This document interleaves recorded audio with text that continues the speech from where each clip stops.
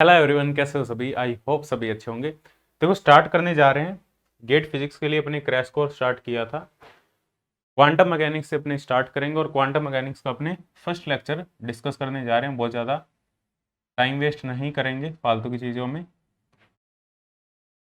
Concept सीखेंगे, फॉर्मूले सीखेंगे। फॉर्मूले क्या है, सारे फॉर्मूले लिखवाऊंगा, कॉन्सेप्ट लिखवाऊंगा और वो फॉर्मूले क्या रिप्रेजेंट करते हैं, उनको कैसे यूज़ करना है, वो सारी चीज़ें अपने डिस्कस करेंगे। जो स्टार्टिंग के लेक्चर होने वाले हैं, जो फर्स्ट लेक्चर होगा, थर्ड लेक्चर होगा, उसमें इतना ज़्यादा खास नहीं होगा कुछ। वो इतना ज़्यादा मतलब हम कह सकते हैं बीएससी लेवल का होगा। जो फर्स्ट लेक्चर होगा, थर्ड लेक्चर होगा, सेकंड लेक्चर और फोर्थ लेक्चर क्वेश्चन वाले होंगे। और जो ज़्यादातर जो नेट गेट में जो क्वेश्चन आते हैं, वो जो क्वेश्चन मिलते हैं तुम्हें, जो बाकी के लेक्चर होंगे आगे वाले, उनसे क्वेश्चन मिलेंगे। ऑपरेटर से तुम्हें क्वेश्चन मिलेंगे।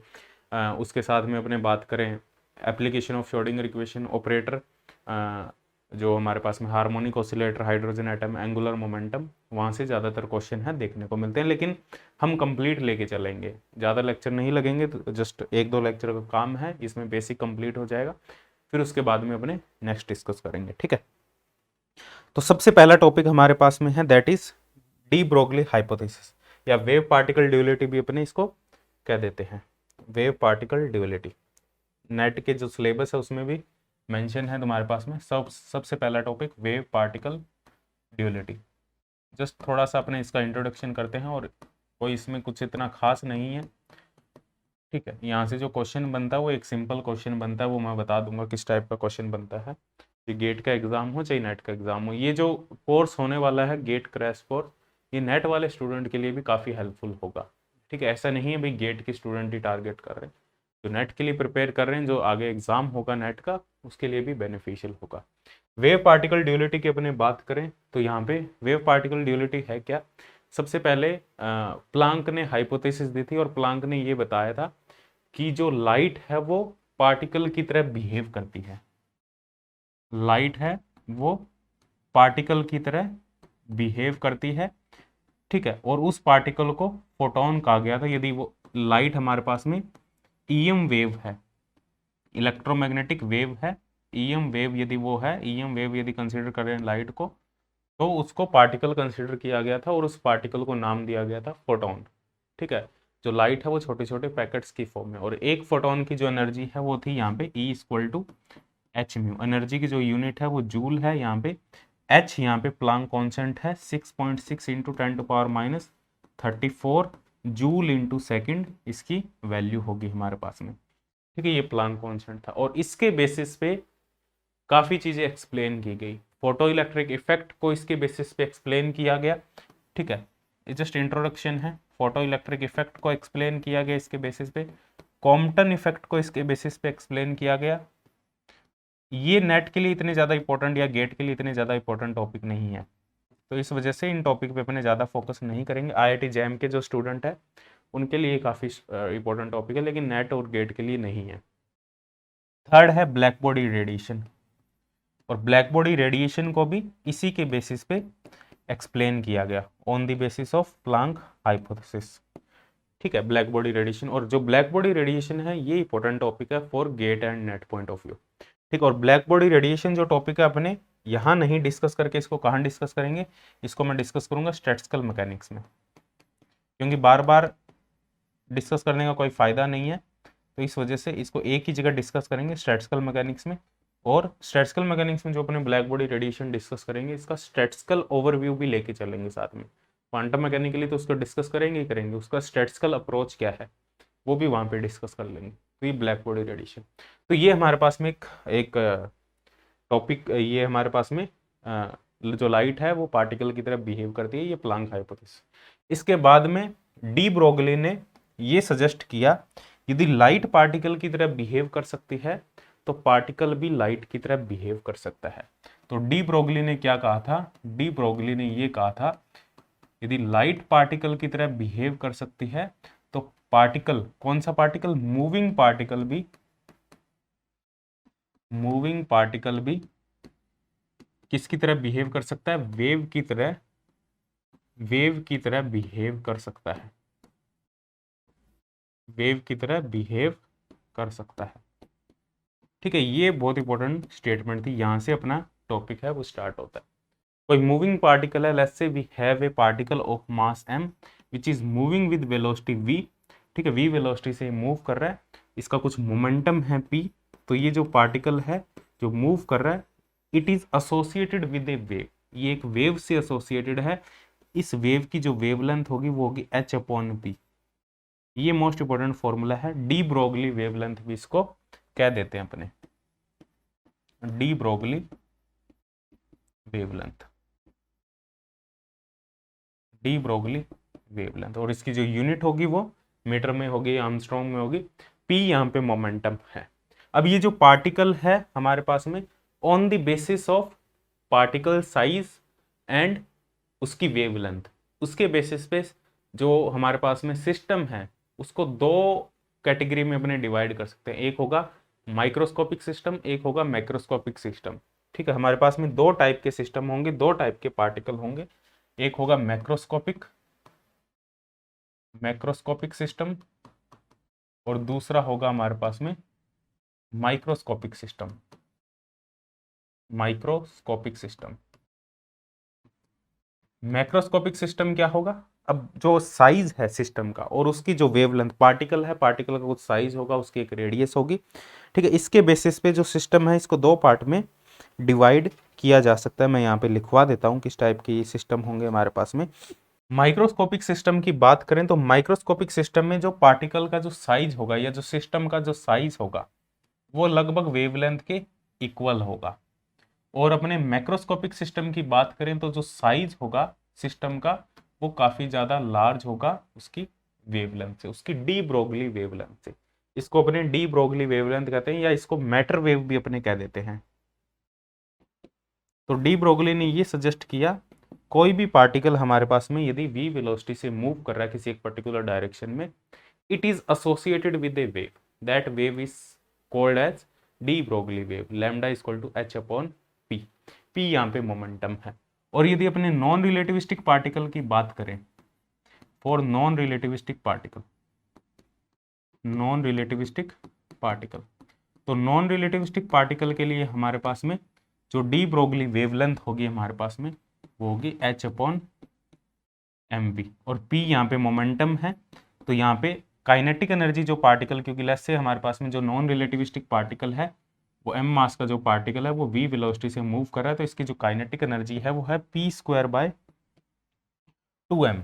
नॉन रिलेटिविस्टिक पार्टिकल का मतलब है इसकी जो वेलोसिटी है वो स्पीड ऑफ लाइट से काफी ज्यादा स्मॉल है, तो काइनेटिक एनर्जी होगी हमारे पास में p²/2m।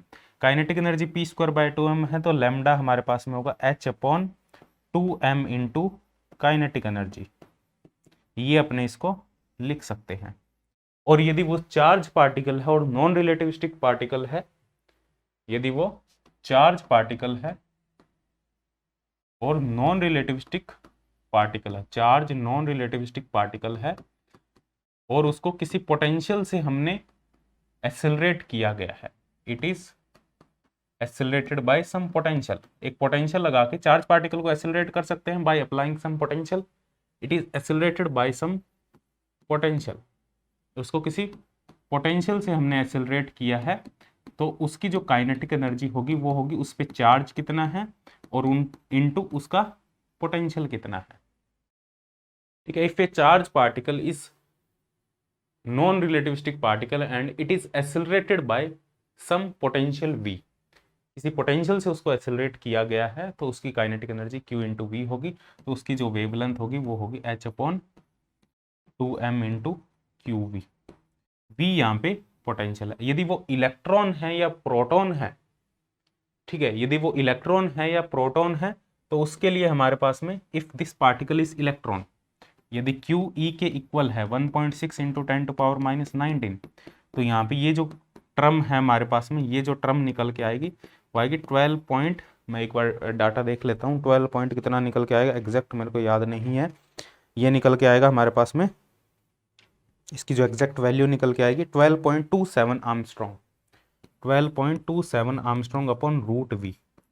तो ये मोस्ट इंपॉर्टेंट एक फॉर्मूला है, a non relativistic charge particle accelerated by potential v, तो उसकी जो वेवलेंथ होगी डी ब्रोगली वेवलेंथ होगी इतनी वेवलेंथ होगी। v की तुम्हें जस्ट वैल्यू पुट करनी है और यहाँ से तुम वेवलेंथ है वो कैलकुलेट कर सकते हो। यदि चार्ज पार्टिकल इलेक्ट्रॉन नहीं है, अल्फा पार्टिकल है, कोई और पार्टिकल है, तो ये वाला फॉर्मूला तुम यूज कर सकते हो। ये फॉर्मूला तुम्हें याद होना चाहिए, ये फॉर्मूला तुम्हें पता होना चाहिए। ठीक है, अब अपने बात करते हैं यहाँ पे रिलेटिविस्टिक पार्टिकल की। यदि हमारे पास में जो पार्टिकल है रिलेटिविस्टिक पार्टिकल है, रिलेटिविस्टिक पार्टिकल की बात करें तो रिलेटिविस्टिक पार्टिकल की जो वेलोसिटी होगी वो काफ़ी ज़्यादा लार्ज होगी, वो कंपेरेबल होगी लाइट ऑफ स्पीड के।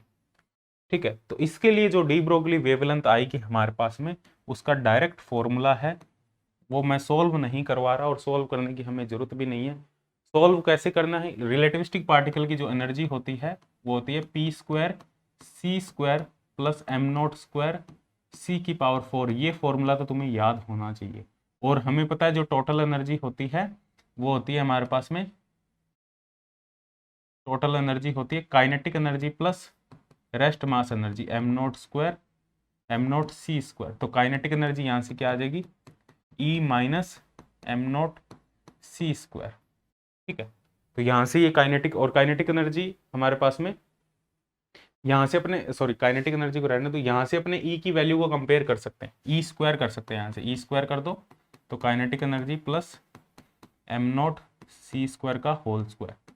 ठीक है, ये आ जाएगा हमारे पास में, दोनों कंपेयर करेंगे, यहाँ की पी की वैल्यू निकाल लेंगे। यहाँ पे एच अपॉन पी है ना, इन दोनों इक्वेशन का, फर्स्ट और सेकंड इक्वेशन का यूज करेंगे, पी की वैल्यू कैलकुलेट कर लेंगे। कैलकुलेट करने की तुम्हें जरूरत नहीं है, बट यहाँ से इन दोनों इक्वेशन से कैलकुलेट कर लोगे पी की वैल्यू, और जो तुम्हारे पास में लैम्डा निकल के आएगा वो तुम्हें फॉर्मूला याद रखना है। ठीक है, क्या फॉर्मूला निकल के आएगा मैं बता देता हूँ। H upon non relativistic particle के लिए ये आएगा हमारे पास में 2m into kinetic energy,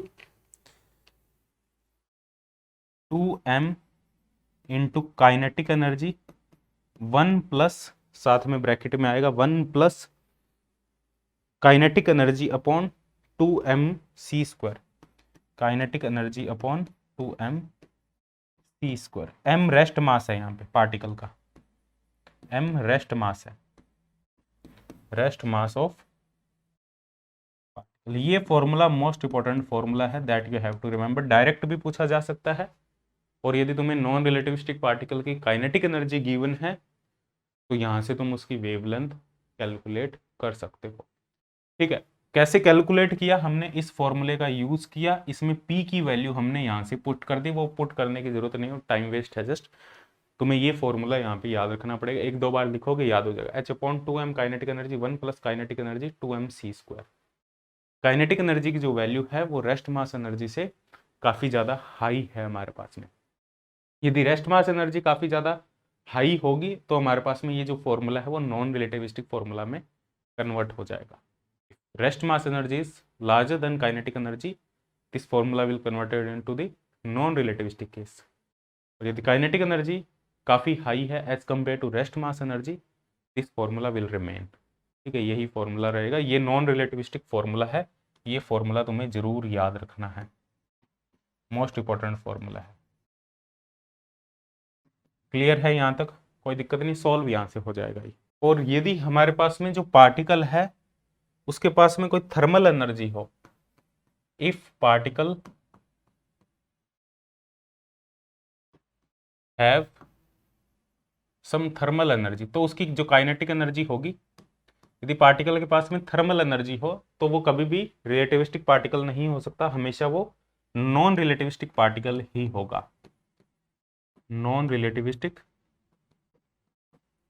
particle, वो नॉन रिलेटिविस्टिक पार्टिकल होगा। और उसकी जो एनर्जी है, काइनेटिक एनर्जी है, वो होगी हमारे पास में F/2 kBT। F हमारे पास में डिग्री ऑफ फ्रीडम है, डिग्री ऑफ फ्रीडम। तो जस्ट क्या करना है तुम्हें, ये जो लैम्डा का formula H upon 2m into kinetic energy, यहाँ पे काइनेटिक एनर्जी की वैल्यू जस्ट तुम्हें F/2 kBT पुट कर देनी है। तो यहाँ से lambda inversely proportional two degree of freedom और टेम्परेचर के इन्वर्सली प्रोपोर्शनल होगा, रूट ऑफ टेम्परेचर के इन्वर्सली प्रोपोर्शनल होगा। यदि जो पार्टिकल है उसके पास में थर्मल एनर्जी है तो जो काइनेटिक एनर्जी होगी हमारे पास में ये होगी। ठीक है, यदि पार्टिकल है वो यदि हमारे पास में जो पार्टिकल है, काइनेटिक थ्योरी ऑफ गैसेस से हमें पता है, यदि पार्टिकल की जो वेलोसिटी है हमारे पास में, अब 3 टाइप की वेलोसिटी हो सकती है according to Maxwell Boltzmann distribution, ये तुम्हें याद रखना है, according to Maxwell Boltzmann distribution. Maxwell Boltzmann distribution के अकॉर्डिंग हमारे पास में 3 टाइप की वेलोसिटी हो सकती है। हमारे पास में एवरेज वेलोसिटी हो सकती है, मोस्ट प्रोबेबल वेलोसिटी हो सकती है, और आरएमएस वेलोसिटी हो सकती है, root mean square. Average velocity होगी हमारे पास में 8 kBt/πm, ये होगी हमारे पास में, ये फॉर्मूले याद होने चाहिए तुम्हें, इंपॉर्टेंट है, 8 kBt/πm। मोस्ट प्रोबेबल स्पीड होगी 2 kBt/m, और आरएमएस स्पीड होगी 3 kBt/m। और इनमें सबसे ज़्यादा वेलोसिटी कौन सी होगी, इसको याद रखने का एक पैटर्न है, रैम याद रख सकते हो, रैम। रैम मतलब ये हमारे पास में ये most probable average root mean square, तो आरएमएस सबसे ज़्यादा होगी, फिर एवरेज स्पीड होगी, फिर मोस्ट प्रोबेबल स्पीड होगी, मोस्ट प्रोबेबल स्पीड सबसे कम होगी। तो यहाँ पे काइनेटिक एनर्जी क्या होगी हमारे पास में, 12mv²। तो यहाँ से काइनेटिक एनर्जी निकाल सकते हो, अलग अलग काइनेटिक एनर्जी होगी।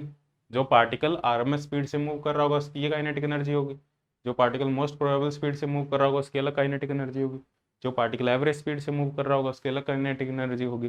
तो हमारे पास में जो वेवलेंथ है वो भी डिफरेंट होगी। वेवलेंथ क्या है, h/2m इंटू काइनेटिक एनर्जी। तो बस यहाँ काइनेटिक एनर्जी की डिफरेंट वैल्यू तुम्हें पुट करनी है, काइनेटिक एनर्जी की यहाँ वैल्यू पुट करके तुम अलग अलग वेलोसिटी के लिए वेवलेंथ निकाल सकते हो। आरएमएस सबसे ज़्यादा है, वेलोसिटी सबसे ज़्यादा है, तो लैम्डा आरएमएस कम होगा, लैम्डा आरएमएस कम होगा, लैम्डा एवरेज ज़्यादा होगा, और लैम्डा मोस्ट प्रोबेबल सबसे ज़्यादा होगा।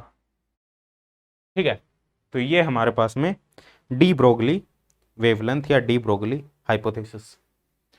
ठीक है, तो मूविंग पार्टिकल है वो it is associated with a single wave. De Broglie ने ये बताया था कोई भी मूविंग पार्टिकल है वो एक सिंगल वेव से एसोसिएटेड है, जिसकी वेवलेंथ हमने कैलकुलेट कर ली। बस ये फॉर्मूला तुम्हें अच्छे से याद होना चाहिए, ये फॉर्मूला तुम्हें अच्छे से याद होना चाहिए। ठीक है, आगे बढ़ते हैं।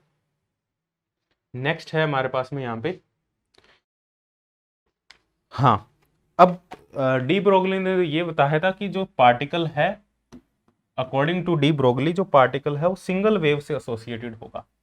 अकॉर्डिंग टू डी ब्रोगली ने तो ये कहा था कि जो पार्टिकल है वो सिंगल वेव से एसोसिएटेड होगा, सिंगल वेव।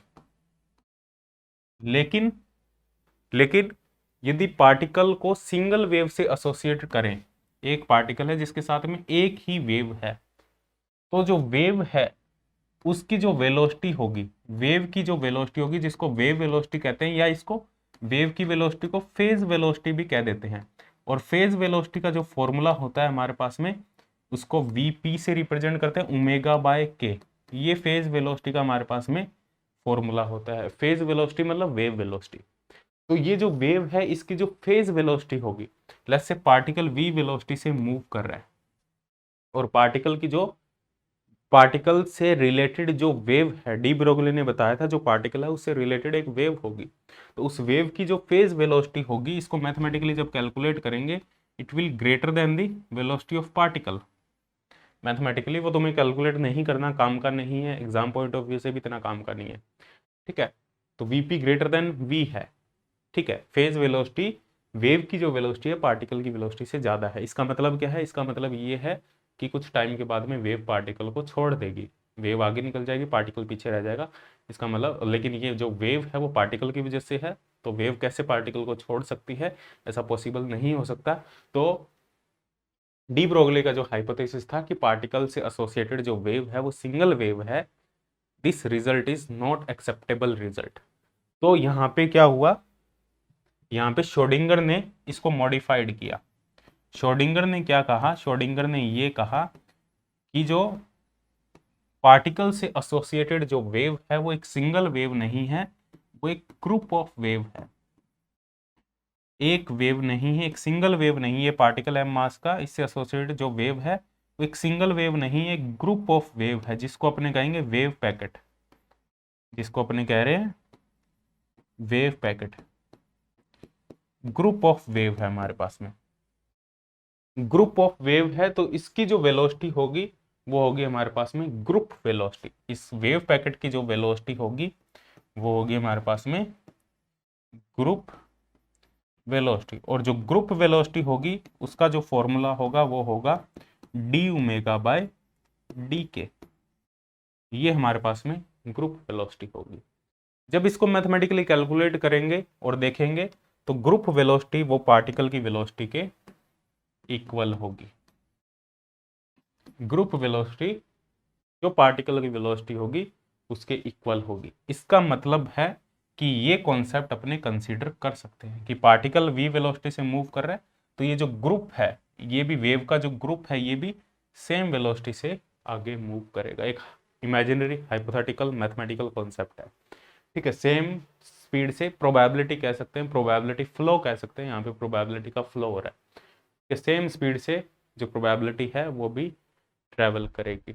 तो this is an acceptable result. अब ग्रुप वेलोसिटी और फेज वेलोसिटी में हमारे पास में एक रिलेशन है, काफी इंपॉर्टेंट रिलेशन, और यहां से क्वेश्चन मिलता है जिसको डिस्पर्शन रिलेशन कह देते हैं, डिस्पर्शन रिलेशन। और यहां से एक क्वेश्चन जरूर देखने को तुम्हें मिल जाता है। यदि इस टॉपिक से क्वेश्चन बनता है तो ये डिस्पर्शन रिलेशन से क्वेश्चन बनता है। ग्रुप वेलोसिटी है डी ओमेगा बाय डी के, ओमेगा है वीपी है ओमेगा बाय के, तो ओमेगा आ जाएगा के वीपी, के वीपी को यहाँ पुट कर देंगे डी बाय डी के वीपी, तो के रिस्पेक्ट में करेंगे तो वीपी रह जाएगा प्लस के डी वीपी बाय डी के, ठीक है।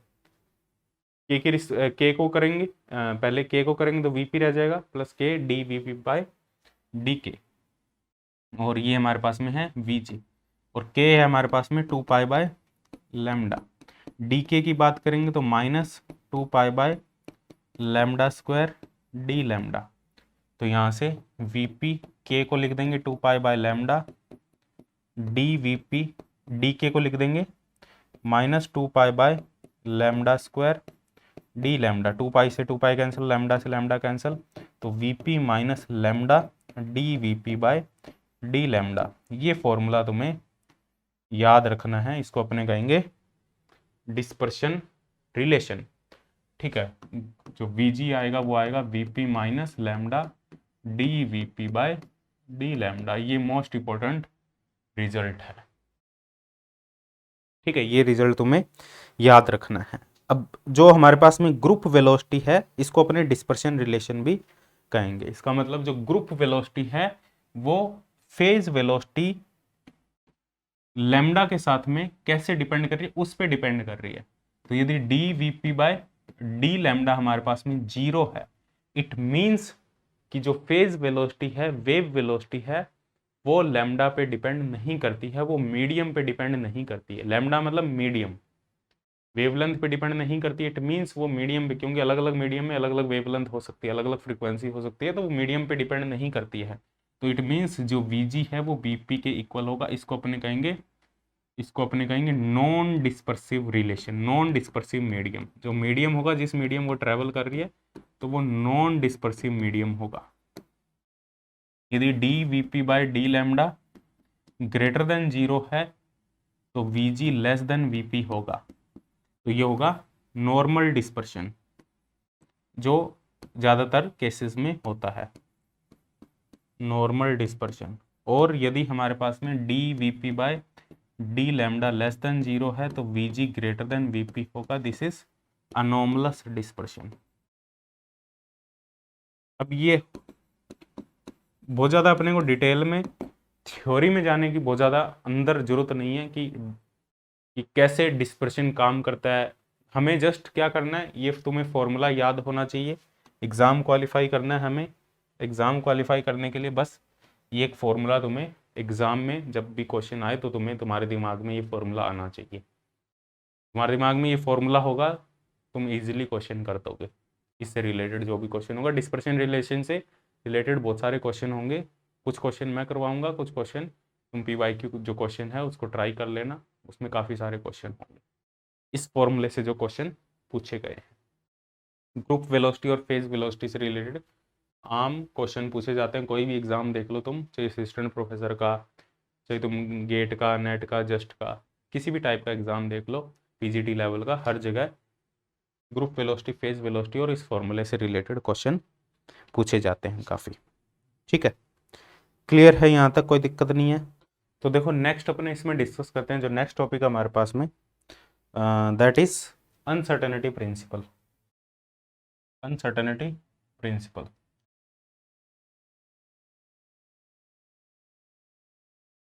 अनसर्टेनिटी प्रिंसिपल, ये भी इंपॉर्टेंट है, यहाँ से भी कई बार क्वेश्चन बनाया जा सकता है। ठीक है, बीएससी लेवल तक तो क्वेश्चन इसके आते हैं, लेकिन एमएससी लेवल पे नेट गेट में थोड़े से चांसेस कम हो जाते हैं, फिर भी काफ़ी इंपॉर्टेंट है। अनसर्टेनिटी प्रिंसिपल क्या कहता है, देखो अनसर्टेनिटी प्रिंसिपल ये कहता है कि पोजीशन और मोमेंटम को साइमल्टेनियसली फाइंड आउट नहीं किया जा सकता क्वांटम मैकेनिक्स में। पोजीशन और मोमेंटम में हमेशा अनसर्टेनिटी रहेगी।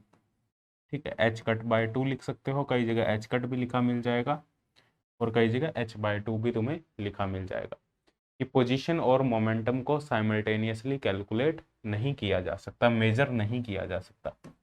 Position and measurement, position and momentum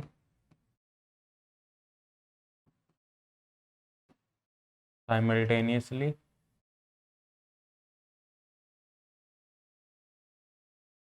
position and momentum, measurement of position and momentum, simultaneous measurement of position and momentum, simultaneous measurement not possible, simultaneous measurement possible नहीं होगी, मतलब एक साथ में पोजीशन और मोमेंटम की एग्जैक्ट वैल्यू को नहीं बताया जा सकता। यदि पोजीशन में अनसर्टेनिटी होगी, यदि मोमेंटम बहुत ज़्यादा सर्टेन होगा, एग्जैक्ट मोमेंटम पता होगा, तो पोजीशन में बहुत ज़्यादा अनसर्टेनिटी होगी। यदि पोजीशन एकदम हमें पता लग गई, लोकेशन उसकी पता लग गई पार्टिकल की, हमें पता है जो पार्टिकल है उसको हमने वेव से रिप्रेजेंट किया, एम मास का कोई पार्टिकल है, वी वेलोसिटी से मूव कर रहा है, इसको हमने किससे रिप्रेजेंट किया, इसको हमने रिप्रेजेंट किया वेव पैकेट से, वेव पैकेट। और वेव पैकेट में जो पार्टिकल है ये हमारे पास में वेव पैकेट की इस टाइप की शेप है। ठीक है, दिस इज वेव पैकेट। और इस वेव पैकेट का एम्पलीट्यूड जहाँ पे सबसे ज़्यादा होगा, ये वेव पैकेट है, इस वेव पैकेट का एम्पलीट्यूड जहाँ ज़्यादा होगा वहाँ पार्टिकल के पाए जाने की प्रोबेबिलिटी ज़्यादा होगी। यहाँ पे जो पार्टिकल एम मास का, वो इस वेव पैकेट में उस पार्टिकल के पाए जाने की जो प्रोबेबिलिटी है वो हर एक पॉइंट पे अलग अलग हो सकती है। तो इसका एम्पलीट्यूड, वेव पैकेट का जहाँ एम्पलीट्यूड मैक्सिमम है वहाँ पार्टिकल के पाए जाने की प्रोबेबिलिटी ज़्यादा होगी। तो पार्टिकल की जो पोजीशन है, यहाँ पे किसी भी अपने पार्टिकल की पोजीशन क्या होगी, अपने इसको यदि मेजर करें, इसको अपने नोट करें, डेल्टा एक्स क्या होगी, what is the position of particle. ठीक है, क्या पोजीशन होगी, तो पोजीशन यदि हमें एग्जैक्ट पता लग जाती है, इट मीन्स यदि हमारे पास में डेल्टा एक्स की वैल्यू लगभग 0 है, there is no uncertainty in position, तो जो मोमेंटम में अनसर्टेनिटी होगी यहाँ पे वो इन्फिनिटिव हो जाएगी। यदि पार्टिकल की एग्जैक्ट पोजीशन हमें पता लग गई तो मोमेंटम में अनसर्टेनिटी इन्फिनिटिव हो जाएगी। मोमेंटम हम पार्टिकल का नहीं बता सकते क्वांटम मैकेनिक्स में, बट क्लासिकल मैकेनिक्स में पोजीशन और मोमेंटम को साइमल्टेनियसली मेजर किया जा सकता है। देखो मोमेंटम का वेवलेंथ के साथ में ये रिलेशन है, मोमेंटम हमें पता है h बाय लैम्डा, तो डेल्टा पी क्या होगा, minus H bye lambda square delta lambda. तो हम कह सकते हैं जो मोमेंटम में अनसर्टेनिटी होगी वो वेवलेंथ में, जो हमारे पास में वेवलेंथ डिफरेंस है, वेवलेंथ में जो अनसर्टेनिटी है उसके प्रोपोर्शनल है। इसका मतलब यदि पोजीशन सर्टेन है, डेल्टा एक्स 0 है, तो इसका मतलब है कि डेल्टा लैम्डा इन्फिनिटिव होगा। ठीक है, और यदि डेल्टा एक्स इन्फिनिटिव है, यदि पोजीशन में अनसर्टेनिटी मैक्सिमम है, तो डेल्टा लैम्डा 0 होगा हमारे पास।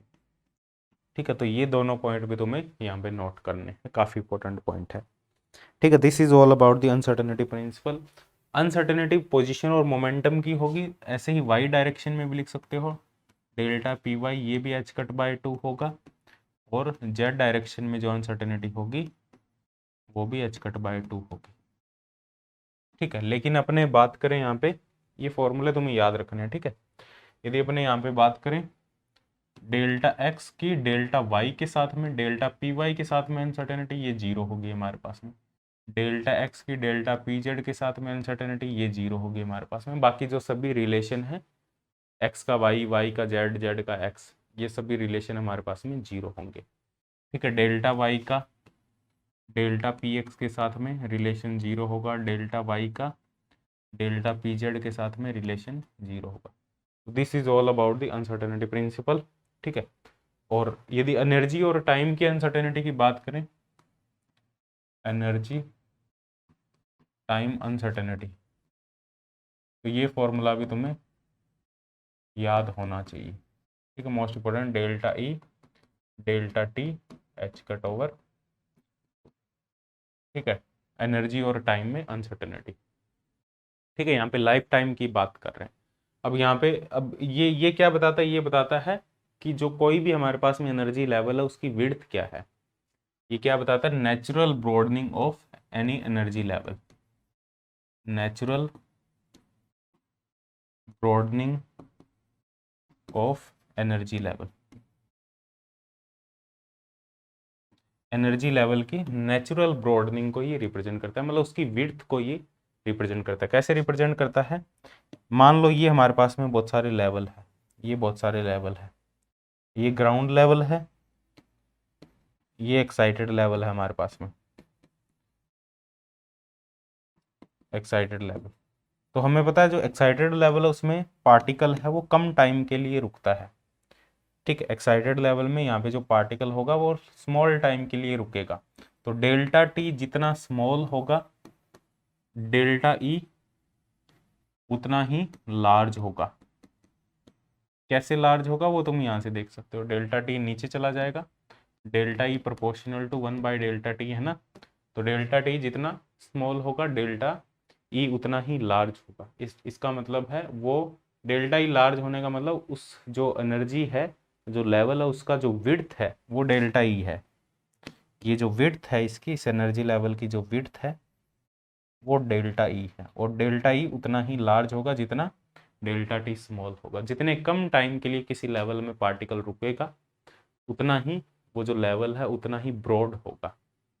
ग्राउंड स्टेट की बात करें तो ग्राउंड स्टेट में डेल्टा टी इन्फिनिटिव है। इन्फिनिटिव का मतलब पार्टिकल है वो ग्राउंड स्टेट में ही रुका रहता है।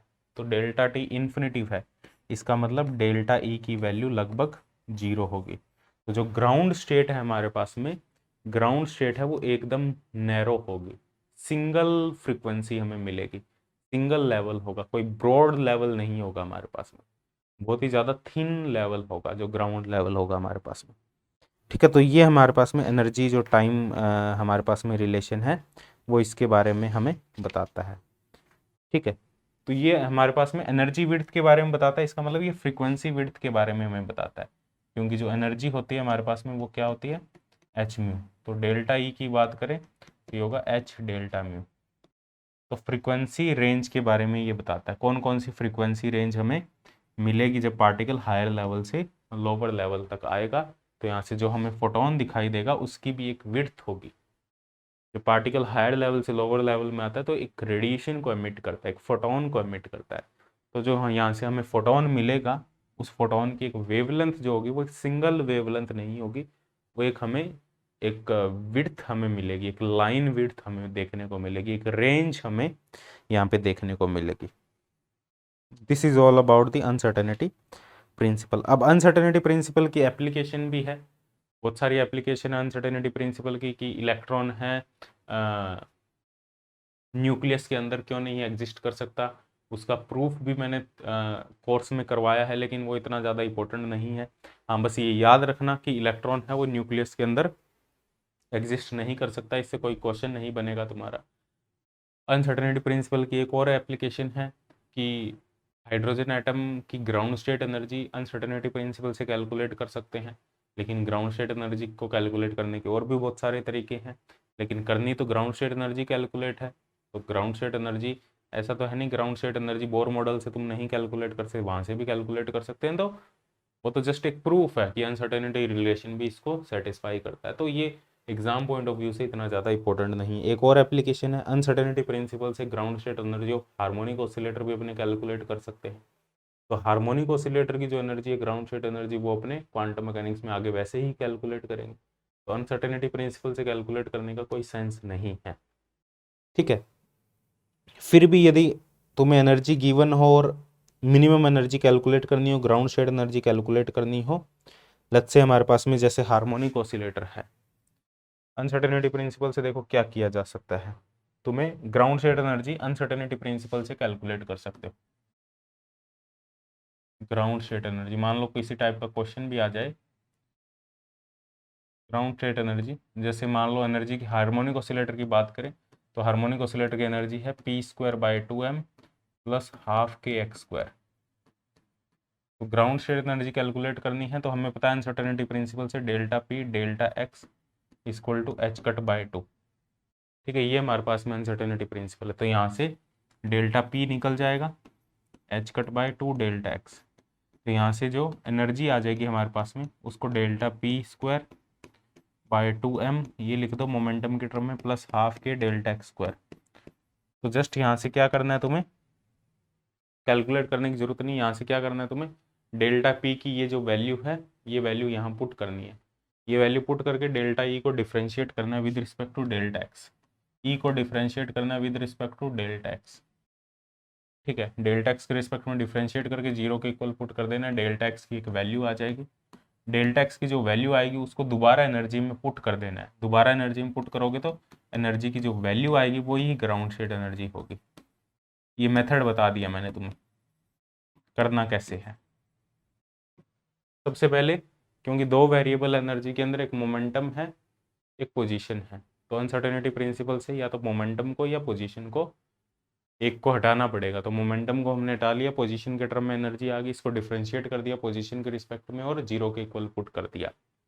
तो हमारे पास में डेल्टा एक्स आ गया, मतलब एक डेल्टा एक्स की ऐसी वैल्यू आ गई जिस पे एनर्जी मिनिमम है, that is ground state energy.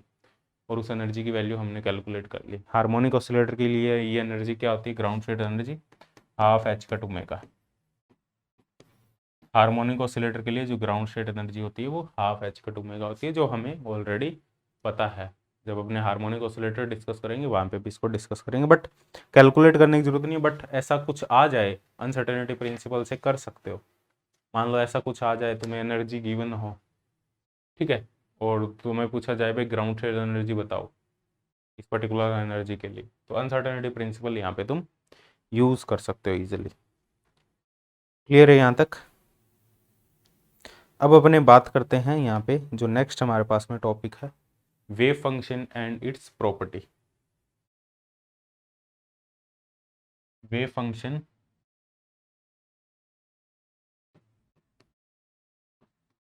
Function और इसकी प्रॉपर्टीज। देखो वेव फंक्शन क्या है, अभी हमने ये देखा था कि according to de Broglie hypothesis, जो पार्टिकल है यदि वो v वेलोसिटी से मूव कर रहा है तो उससे एसोसिएटेड जो वेव होगी वो एक सिंगल वेव होगी। बट श्रोडिंगर ने इसको मॉडिफाइड करके क्या किया था, श्रोडिंगर ने उसको ग्रुप कंसीडर कर लिया था, ग्रुप ऑफ वेव। क्यों कंसीडर किया था उसका रीज़न भी मैंने बता दिया तुम्हें, क्योंकि जो ग्रुप वेलोसिटी है वो पार्टिकल की वेलोसिटी के इक्वल आ रही है, इस वजह से मैथमेटिकली वो सेट नहीं बैठ रहा था, इस वजह से किया था।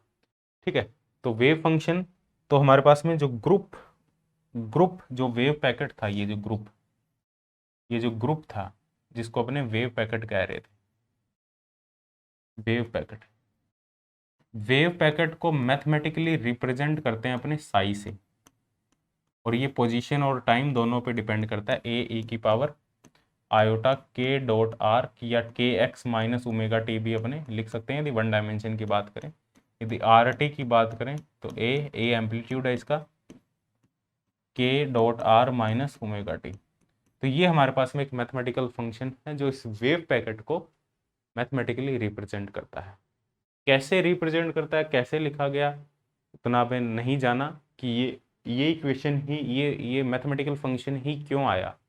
वो कंप्लीट अपने वेव की जो मैथमेटिकल थ्योरी है, वेव को मैथमेटिकली कैसे रिप्रेजेंट किया गया, y equal to a sine k x minus omega t, ये इक्वेशन कैसे लिखी गई? ठीक है, वो अपने वेव्स में पढ़ते हैं कंप्लीट। 11th-12th में वेव्स थ्योरी करते हैं ना, 11th-12th में भी नहीं, जब अपने बीएससी लेवल पे वेव थ्योरी पढ़ते हैं तो उसमें कंप्लीट इसको अपने प्रूफ करते हैं भाई ये इक्वेशन आई कैसे। सेम उसी टाइप से इसको एक्सपोनेंशियल फॉर्म में भी लिख सकते हैं, साइन कॉस को एक्सपोनेंशियल टर्म में ई की पावर आयोटा थीटा के टर्म में लिख सकते हैं इजीली। उसी फॉर्म में इसको हमने यहाँ पे रिप्रेजेंट किया। तो ये जो हमारे पास में साई है ये है वेव फंक्शन, इसको अपने कह रहे हैं वेव फंक्शन, जो वेव पैकेट को मैथमेटिकली रिप्रेजेंट कर रहा है। It represent the wave packet mathematically. ठीक है, तो जो वेव फंक्शन है it is a mathematical complex function, तो यहाँ पे लिख सकते हो wave function is a mathematical complex function. Wave function क्या है? It is mathematical complex function. ये एक मैथमेटिकल कॉम्प्लेक्स फंक्शन है जो किसको रिप्रेजेंट कर रहा है? जो पार्टिकल के वेव फंक्शन, जो पार्टिकल जो वेव पैकेट को रिप्रेजेंट कर रहा है, और वेव पैकेट बेसिकली पार्टिकल को रिप्रेजेंट कर रहा है। तो ये भी पार्टिकल को ही रिप्रेजेंट कर रहा है। एम मास का कोई पार्टिकल है, उसको ही जो वेव पैकेट है वो एम मास के पार्टिकल को ही रिप्रेजेंट कर रहा है। इट मीन्स जो हमारे पास में वेव फंक्शन है ये भी पार्टिकल को रिप्रेजेंट कर रहा है। ठीक है, तो जो वेव फंक्शन है उसका ये मैथमेटिकल फॉर्मूला है। तो wave function contain all the information about the particle. Wave function के पास में पार्टिकल के बारे में सारी इंफॉर्मेशन होगी। पार्टिकल की क्या पोजीशन है, पार्टिकल की क्या एनर्जी है, पार्टिकल का क्या मोमेंटम है, पार्टिकल पे क्या फोर्स लग रहा है, all information contains in wave function. तो हमें जस्ट क्या करना है, we have to extract those information. ठीक है, जो हमें इंफॉर्मेशन निकालनी है, जो हमें फिजिकल क्वांटिटी कैलकुलेट करनी है, वो इस वेव फंक्शन की हेल्प से अपने कैलकुलेट कर सकते हैं। यहाँ पे एक लाइन लिख सकते हो, all physical quantities related to particle contain in wave function। Wave function के पास में सारी इंफॉर्मेशन है, we just have to extract those information from this wave function. कैसे एक्सट्रैक्ट करेंगे, कैसे बाहर निकालेंगे इस इंफॉर्मेशन को? Using operator. ठीक है, हमें ऑपरेटर को डिफाइन करना पड़ेगा यूजिंग ऑपरेटर। ऑपरेटर की हेल्प वो अपने आगे डिस्कस करेंगे। ऑपरेटर की हेल्प से अपने सभी फिजिकल क्वांटिटीज को बाहर निकालेंगे इस वेव फंक्शन से। ऑपरेटर को ऑपरेट करवाएंगे वेव फंक्शन पे, आइगन वैल्यूज मिलेगी, जो आइगन वैल्यूज होगी वो हमारे पास में वो फिजिकल क्वांटिटी होगी। हर एक फिजिकल क्वांटिटी से एसोसिएटेड एक ऑपरेटर होगा in quantum mechanics. There is an operator associated with every physical quantity in quantum mechanics. Position operator, momentum operator, position operator, momentum operator, kinetic energy operator, angular momentum operator, हर एक type का हमारे पास में operator होगा जिसको इस wave function पे अप्लाई करेंगे, ऑपरेट करवाएंगे, तो हमारे पास में जो फिजिकल क्वांटिटी है वो हमारे पास में निकल के आ जाएगी। ठीक है, अब अपने बात करते हैं इसके फिजिकल सिग्निफिकेंस की। What is the physical significance of this wave function? कोई फिजिकल सिग्निफिकेंस नहीं है, just a mathematical complex function. Physical significance की बात करें, फिजिकल सिग्निफिकेंस, फिजिकल सिग्निफिकेंस की बात करें तो there is no physical significance, there is no physical significance. कोई इसका फिजिकल सिग्निफिकेंस नहीं है वेव फंक्शन का। ठीक है, there is no physical significance, कोई फिजिकल सिग्निफिकेंस नहीं है। जस्ट क्या, it is purely a mathematical complex function. It is purely mathematical complex function. ठीक है, अब देखो इस लेक्चर में जो जो चीज़ें करवा रहा हूँ ये बेसिक चीज़ें हैं, ये जस्ट तुम्हें नोट करनी है और तुम्हें ये चीज़ें पता होनी चाहिए बस। ठीक है, तुम्हें याद होनी चाहिए, जो डी ब्रोगली वेवलेंथ फॉर्मूले वगैरह ये सारी चीज़ें तुम्हें याद होनी चाहिए।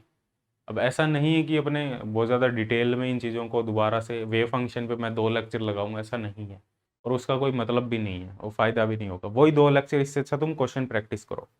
जितना टाइम तुम फालतू की चीज़ें पढ़ने में लगाओगे, फालतू की चीज़ें देखोगे, उससे अच्छा है उतना टाइम तुम क्वेश्चन प्रैक्टिस में लगाओ। जस्ट तुम्हें क्या करना है, कुछ क्वेश्चन तो मैं करवाऊंगा, जो नेक्स्ट वीडियो होगी वो इनसे रिलेटेड क्वेश्चंस की होगी, ठीक है। उसमें काफ़ी क्वेश्चंस करेंगे अपने अलग अलग टाइप के, और किस टाइप के क्वेश्चन एग्जाम में पूछे जाते हैं उनको कैसे अप्रोच करना है। जो हमने थ्योरी पढ़ी है इससे ही रिलेटेड होंगे वो। ऐसा नहीं है कि इसमें हमने ऐसा कुछ ऐसा नहीं पढ़ा और उससे रिलेटेड क्वेश्चन आ रहा है, ऐसा नहीं होगा। मैच कर लेना तुम चाहिए, ठीक है। यदि इतना तुमने थ्योरी ये वाला लेक्चर तुमने अच्छे से देखा है, you are able to solve this question जो अपने नेक्स्ट वीडियो में करने वाले हैं। उसमें कोई इशू नहीं होगा, वो आराम से सॉल्व कर सकते हो, ठीक है। तो बस जो करवा रहा हूँ उस पर फोकस रखो, बिलीव करो उस पर, बिलीव करना पड़ेगा। तुम्हें लगेगा भाई काफ़ी चीज़ें मिस हो रही है, प्रॉपर नोट्स नहीं बन रहे, ठीक है, पॉइंट टू पॉइंट हर एक चीज़ नहीं लिख रहे हम। काफ़ी स्टूडेंट मैंने नोटिस किया है, काफ़ी स्टूडेंट ये देखते हैं कि हर एक पॉइंट, हर एक बोली गई लाइन लिखनी ज़रूरी है, ऐसा बिल्कुल भी नहीं है। कॉन्सेप्ट समझो, फॉर्मूला याद करो, ठीक है, इंपॉर्टेंट फॉर्मूला याद करो, क्वेश्चन लगाओ, बस क्वेश्चन प्रैक्टिस करो, ठीक है। तो यहाँ पे जस्ट कुछ क्वेश्चन तो मैं करवाऊंगा, बाकी तुम्हें एक काम ये करना है साथ साथ में कि गेट और नेट के, गेट प्लस नेट के PYQ जरूर ट्राई करना, क्वांटम मैकेनिक्स के जरूर PYQ ट्राई, हो सके तो जस्ट के भी ट्राई करना, जरूर ट्राई करना, एक एक क्वेश्चन ट्राई करना। वो इतने क्वेश्चन हो जाएंगे कि 3 महीने में तुम वो ही ख़त्म नहीं कर पाओगे, इतने सारे क्वेश्चन हो जाएंगे, ठीक है। जेटली उठा के मत बैठ जाना कि एक एक टॉपिक लेके बैठ के, ठीक है, कोई फ़ायदा नहीं होगा इतना। हाँ, फिजिकल सिग्निफिकेंस नहीं है, बट यदि इसका वेव फंक्शन का अपने स्टार लेके इसके साथ में मल्टीप्लाई कर दें, इसको अपने कहेंगे साई स्क्वायर, तो ये रिप्रेजेंट करता है प्रोबेबिलिटी डेंसिटी को, प्रोबेबिलिटी डेंसिटी। अब ये स्टार क्या है, ये स्टार है कॉम्प्लेक्स कॉन्जुगेट, साई स्टार है कॉम्प्लेक्स कॉन्जुगेट। कॉम्प्लेक्स कॉन्जुगेट में तुम्हें क्या करना है, जस्ट कॉम्प्लेक्स कॉन्जुगेट में तुम्हें ये प्रोबेबिलिटी डेंसिटी को रिप्रेजेंट करता है, पार्टिकल की प्रोबेबिलिटी डेंसिटी। प्रोबेबिलिटी डेंसिटी मतलब पर यूनिट वॉल्यूम में पार्टिकल के पाए जाने की कितनी प्रोबेबिलिटी है, दैट इज प्रोबेबिलिटी डेंसिटी, ठीक है। साई स्टार साई का होल स्क्वायर, ठीक है। यहाँ पे जो साई स्टार है वो कॉम्प्लेक्स कॉन्जुगेट, कॉम्प्लेक्स कॉन्जुगेट में तुम्हें क्या करना है, जस्ट आयोटा वाली टर्म को माइनस आयोटा में कन्वर्ट कर देना है, दैट इज कॉम्प्लेक्स कॉन्जुगेट, ठीक है। साई स्टार साई, अब ये कॉम्प्लेक्स कॉन्जुगेट लेते क्यों हैं उसका एक अलग रीजन है, वो बताने की यहाँ पे जरूरत नहीं है। तो तुम्हें ये याद रखना है, this is complex conjugate, Sai star Sai Sai square. Sai star complex conjugate है, कॉम्प्लेक्स कॉन्जुगेट फाइंड आउट करने के लिए क्या करना पड़ता है, जस्ट आयोटा को माइनस आयोटा में कन्वर्ट करना। आई होप ये सारी चीज़ें तुम्हें पता भी होगी पहले से, ठीक है। तो ये प्रोबेबिलिटी डेंसिटी को रिप्रेजेंट करता है। प्रोबेबिलिटी डेंसिटी मतलब पार्टिकल के पाए जाने की probability per unit volume, probability per unit volume या पर यूनिट लेंथ, कुछ भी हो सकता है। और यदि डीवी वॉल्यूम की अपने बात करें तो डीवी वॉल्यूम में जो नेट प्रोबेबिलिटी होगी, लेट्स से अपने कोई एक स्मॉल वॉल्यूम ले लेते हैं, एक डीवी वॉल्यूम ले लिया, डीवी वॉल्यूम, तो डीवी वॉल्यूम में पार्टिकल के पाए जाने की जो प्रोबेबिलिटी होगी वो होगी psi square dv. Dv volume है हमारे पास में, डीवी वॉल्यूम में पार्टिकल के जो पाए जाने की प्रोबेबिलिटी होगी साई स्क्वायर डीवी, ठीक है। और टोटल प्रोबेबिलिटी की बात करें तो साई स्क्वायर डीवी, ये हमारे पास में टोटल प्रोबेबिलिटी होगी। और टोटल प्रोबेबिलिटी यदि 1 है, ये यदि 1 है तो ये जो वेव फंक्शन होगा वो नॉर्मलाइज्ड वेव फंक्शन होगा, नॉर्मलाइज्ड वेव फंक्शन, ये नॉर्मलाइज्ड कंडीशन है। यदि 1 डायमेंशन की बात करें तो नॉर्मलाइजेशन कंडीशन होगी psi square D x equal to 1 minus infinity से plus infinity, this is normalization condition, ठीक है। ये है डीवी वॉल्यूम में। मान लो ये हमारे पास में वेव पैकेट था ये वाला, इस वेव पैकेट में एक स्मॉल वॉल्यूम ले लिया हमने, ये डीवी, इस डीवी वॉल्यूम में पार्टिकल के पाए जाने की क्या प्रोबेबिलिटी है, वो ये प्रोबेबिलिटी होगी। टोटल प्रोबेबिलिटी, पार्टिकल इस रीजन में ही है कहीं ना कहीं, तो टोटल प्रोबेबिलिटी है 1, ठीक है। क्योंकि पार्टिकल यहीं हो सकता है और कहीं नहीं होगा, इस रीजन में ही होगा। और यदि वन डायमेंशन की बात करें तो जो नॉर्मलाइज कंडीशन होगी वो ये होगी, और ये कंडीशन तुम्हें, ये फॉर्मूला तुम्हें याद होना चाहिए, काफ़ी इंपॉर्टेंट फॉर्मूला है। ठीक है, तो ये नॉर्मलाइज कंडीशन है। अब उसके बाद में अपने बात करते हैं यहाँ पे,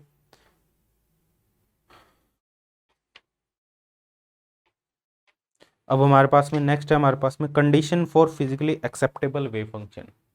कौन सा वेव फंक्शन फिजिकली एक्सेप्टेबल होगा और कौन सा नहीं होगा। Condition for physically acceptable wave function, acceptable wave function, कौन सा वेव फंक्शन फिजिकली एक्सेप्टेबल है और कौन सा वेव फंक्शन फिजिकली एक्सेप्टेबल नहीं है। ठीक है, वो हमें यहाँ पे डिस्कस करना है। तो मैं सारे पॉइंट्स एक एक करके लिख देता हूँ यहाँ पे, सभी पॉइंट्स नोट कर लेना। जो हमने वेव फंक्शन यहाँ पे कंसीडर किया ना, ये मैथमेटिकल वेव फंक्शन, ये वेव फंक्शन कौन सा फिजिकली एक्सेप्टेबल होगा, कौन सा फिजिकली एक्सेप्टेबल नहीं होगा।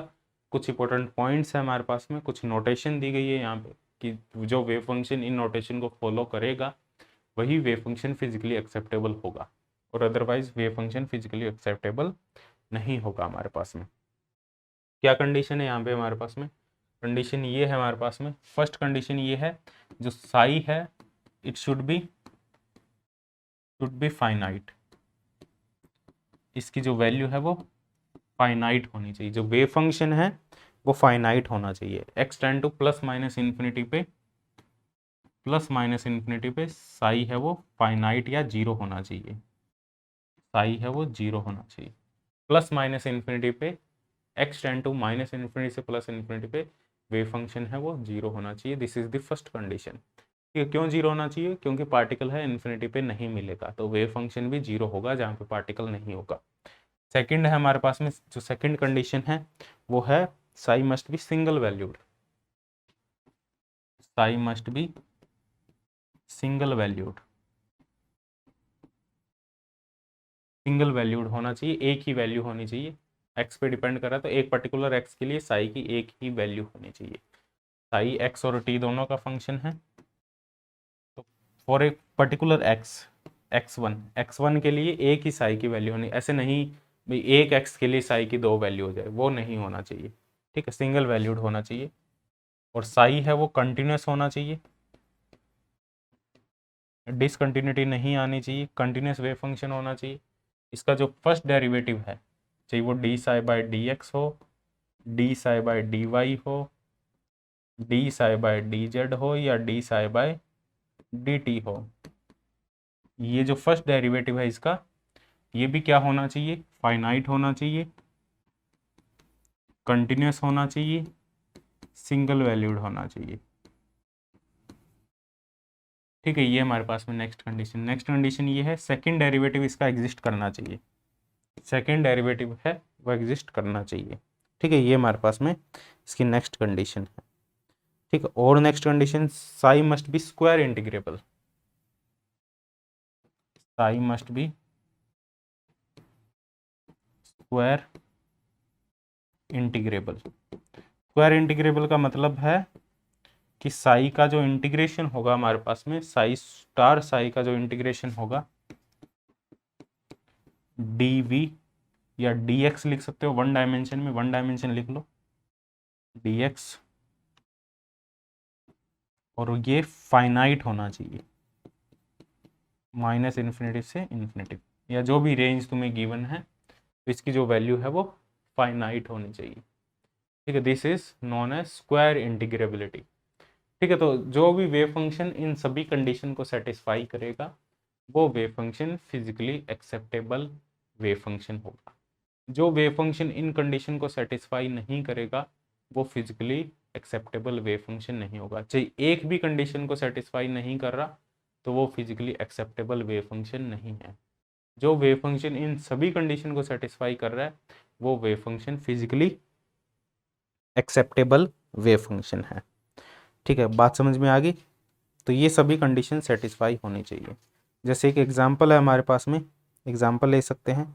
जैसे हमारे पास में ये एग्जाम्पल है 4 माइनस एक्स, जैसे ये एग्जाम्पल है हमारे पास में आई इक्वल टू 4 माइनस एक्स या मोड ऑफ एक्स, ये हमारे पास में फर्स्ट कंडीशन ही सेटिस्फाई नहीं कर रहा।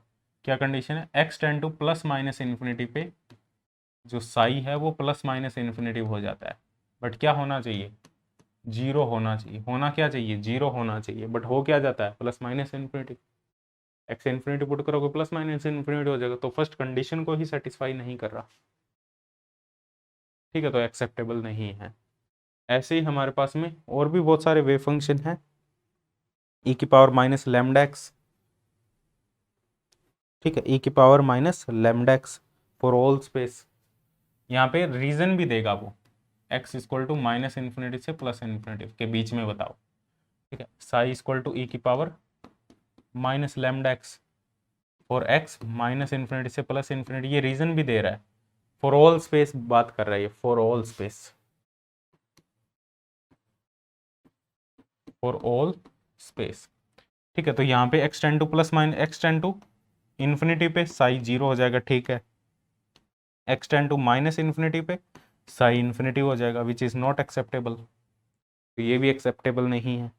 और बात करें अपने साइन एक्स की, बात करें for all space, sine pi x next हमारे पास में है, sine pi x for all space, ये भी कह रहा है फॉर ऑल स्पेस, कोई फाइनाइट स्पेस नहीं कह रहा। ऑल स्पेस का मतलब है एक्स की वैल्यू माइनस इन्फिनिटी से प्लस इन्फिनिटी होगी, ठीक है। तो ये जो वेव फंक्शन है ये सब कुछ, सभी कंडीशन को ये सेटिस्फाई करेगा, ठीक है। इसमें जो साई है वो फाइनाइट भी है, x tends to plus minus infinity पे भी ये फाइनाइट होगा, एक्स की वैल्यू कितनी भी लार्ज कर लो, क्योंकि पाई का मल्टीपल है तो ये फाइनाइट ही आएगा, क्योंकि साइन की जो वैल्यू है -1 से +1 के बीच में होगी।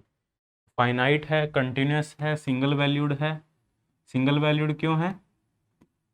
क्योंकि हर एक एक्स की वैल्यू पे साई की वैल्यू एक ही मिल रही है। ये साइन एक्स का ग्राफ है, कोई भी एक्स की वैल्यू ले लो, साइन एक्स की एक ही वैल्यू, यहाँ पे भी एक ही है, यहाँ पे भी एक ही है, यहाँ पे भी एक ही वैल्यू है। ऐसे नहीं है भाई दो वैल्यू मिल रही है, जैसे ये जो ग्राफ है इसमें देख सकते हो तुम, इसमें इस एक्स पे दो वैल्यू मिल रही है, दो से ज़्यादा वैल्यू मिल रही है, ये यहाँ पे भी कट कर रहा है, यहाँ पे भी कट कर रहा है, इस टाइप का ग्राफ नहीं है हमारे पास में, तो सिंगल वैल्यूड है। इसका फर्स्ट डेरिवेटिव लोगे तो वो कॉस आएगा, d psi by D x, वो हमारे पास में पाई कोस पाई एक्स। तो ये भी हमारे पास में फाइनाइट है, कंटिन्यूस है, सिंगल वैल्यूड है, और सेकंड डेरिवेटिव भी एग्जिस्ट करता है, ये भी एग्जिस्ट करता है, ठीक है। तो सारी कंडीशन सेटिस्फाई हो रही है यहाँ पे हमारे पास में, बट जो स्क्वायर इंटीग्रेबिलिटी कंडीशन है यहाँ पे ये वाली कंडीशन जो होगी माइनस इन्फिनिटी से infinity sine square pi x D x, ये जो कंडीशन होगी ये यहाँ पे इन्फिनिटिव आ जाएगा, ये यहाँ इन्फिनिटिव आ जाएगा। लिमिट जब माइनस इन्फिनिटी से प्लस इन्फिनिटी लगाओगे तो इसको जब सोल्व करोगे इसकी जो वैल्यू है वो इन्फिनिटिव आएगी। साइन स्क्वायर क्यों लिखा मैंने? क्योंकि ये साई स्टार साई होगा ना, तो साई स्टार मतलब कॉम्प्लेक्स कॉन्जुगेट लेना है, इसका कॉम्प्लेक्स कॉन्जुगेट क्या होगा?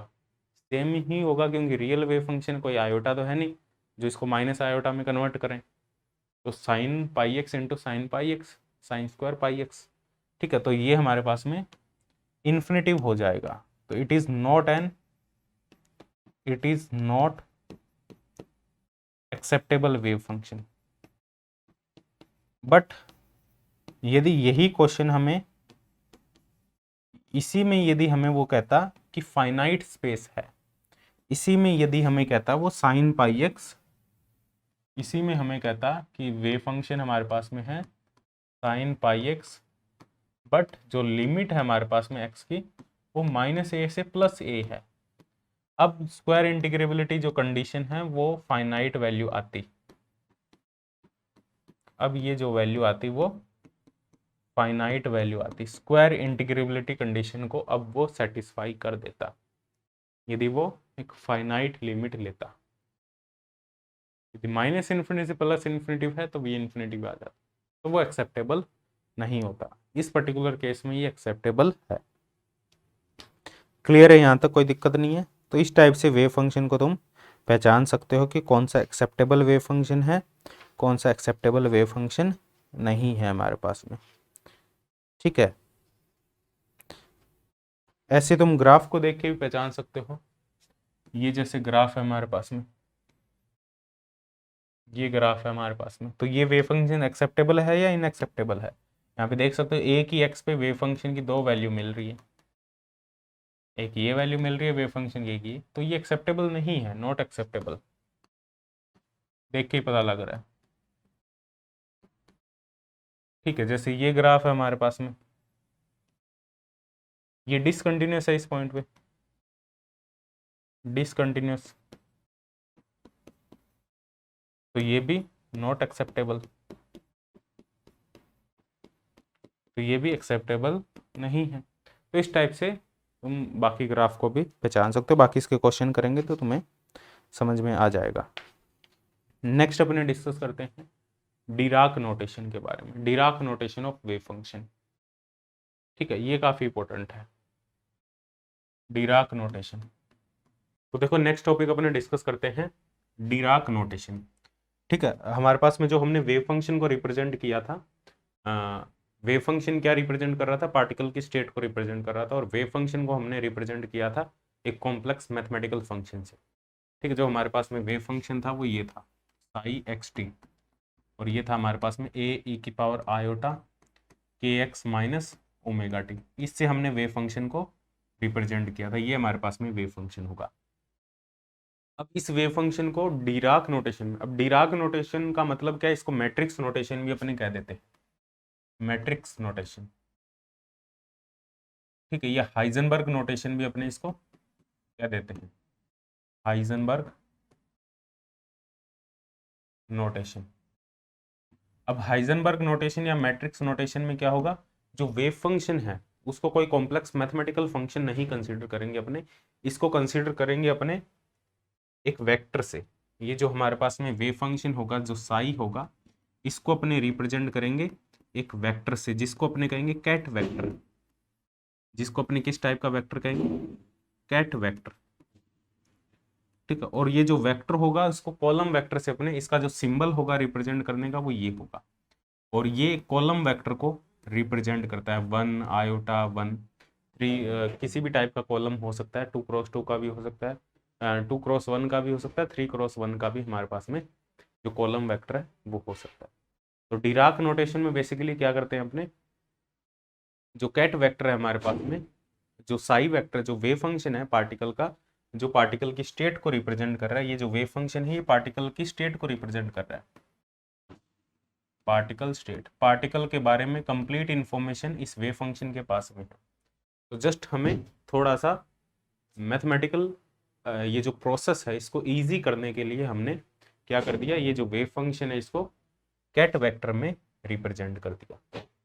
ठीक है, एक मैट्रिक्स फॉर्म में इसको रिप्रेजेंट कर दिया, कॉलम वेक्टर से हमने इसको रिप्रेजेंट कर दिया, इसको अपने कहते हैं डिराक नोटेशन। और कैट वेक्टर, जो कैट वेक्टर का कॉम्बिनेशन होगा, some combination of ket vector and some scalar. ये जो कैट वेक्टर होंगे, जैसे हमारे पास में वेक्टर स्पेस होता है, तो समझने की कोशिश करना, जो हमारे पास में वेक्टर स्पेस होता है, वेक्टर स्पेस की बात करें तो वेक्टर स्पेस में क्या होगा, हमारे पास में बहुत सारे वेक्टर होंगे, combination of vector, group of vector हम कह सकते हैं, group of vector, group of vector, बहुत सारे वेक्टर होंगे। जैसे हमारे पास में कोई वेक्टर स्पेस है हमारे पास में, इसमें बहुत सारे वेक्टर हो सकते हैं, एक्स वाई जेड, ये हमारे पास में वेक्टर स्पेस है, ये वेक्टर हो सकता है, ये वेक्टर हो सकता है, ये वेक्टर हो सकता है, ये वेक्टर हो सकता है। तो जो वेक्टर स्पेस होगा वो वेक्टर, बहुत सारे वेक्टर का कॉम्बिनेशन होगा, वो बहुत सारे वेक्टर को कंटेन करेगा। ठीक है, अब लीनियरली इंडिपेंडेंट वेक्टर भी हो सकते हैं, लीनियरली डिपेंडेंट वेक्टर भी हो सकते हैं। इंडिपेंडेंट और डिपेंडेंट जो वेक्टर है, यदि वो सभी की सभी इंडिपेंडेंट वेक्टर है तो उनको बेसिस वेक्टर कहेंगे। जो भी लीनियरली इंडिपेंडेंट वेक्टर होंगे, लीनियरली इंडिपेंडेंट वेक्टर,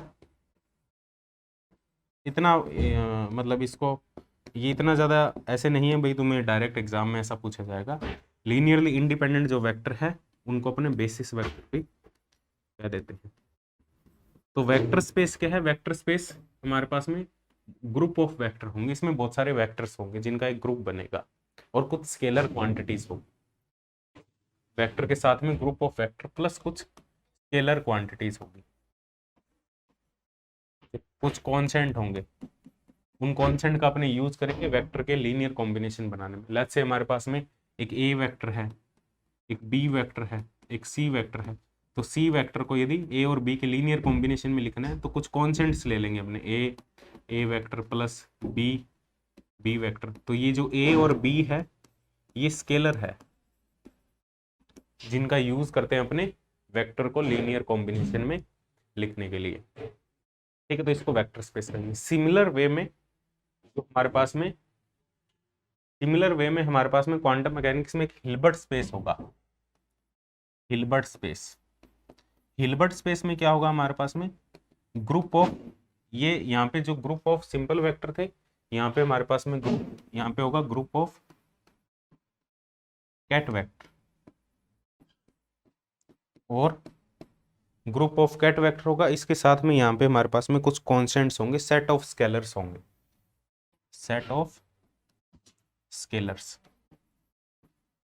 यहाँ पे स्केलर थे वहां वैसे यहाँ पे भी स्केलर होंगे। और ये जो स्केलर है यहाँ पे ये रियल भी हो सकते हैं और कॉम्प्लेक्स भी हो सकते हैं। हिल्बर्ट स्पेस में रियल भी हो सकते हैं, कॉम्प्लेक्स भी हो सकते हैं।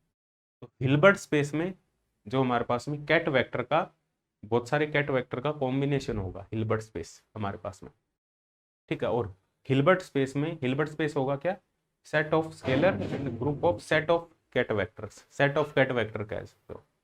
अब इसके कोरस्पॉन्डिंग एक ड्यूल हिल्बर्ट स्पेस होगा। हिल्बर्ट स्पेस के कोरस्पॉन्डिंग एक ड्यूल हिल्बर्ट स्पेस होगा।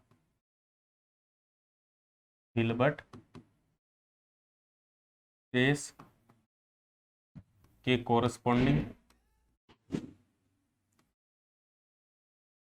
कोरस्पॉन्डिंग एक ड्यूल हिल्बर्ट स्पेस होगा। ड्यूल हिल्बर्ट स्पेस होगा। कैट वेक्टर के कोरस्पॉन्डिंग एक ड्यूल हिल्बर्ट स्पेस होगा। और जो ड्यूल हिल्बर्ट स्पेस होगा उसमें जो वेक्टर होंगे उनको कहेंगे ब्रा वेक्टर। ड्यूल हिल्बर्ट स्पेस में जो वेक्टर होंगे वो होंगे ब्रा वेक्टर। और हर एक कैट वेक्टर को ब्रा वेक्टर में कन्वर्ट किया जा सकता है। Every ket vector can converted into bra vector. तो हमारे पास में कोई कैट वेक्टर है, जैसे साई, ये साई 1 आयोटा 1, ये हमारे पास में कैट वेक्टर है। तो इसको ब्रा वेक्टर में कन्वर्ट करना है तो इसको इस टाइप से लिखेंगे। और ये क्या होगा? जस्ट क्या कर दो, जो कॉलम है इसको रो में कन्वर्ट कर दो और आयोटा वाली टर्म को माइनस आयोटा कर दो।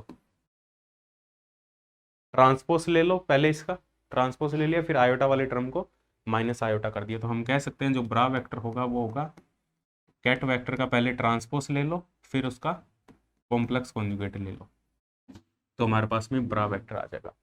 तो जितने कैट वेक्टर होंगे उतने ब्रा वेक्टर भी हो सकते हैं हमारे पास में। तो every in Hilbert space every ket vector there is a bra vector in dual Hilbert space.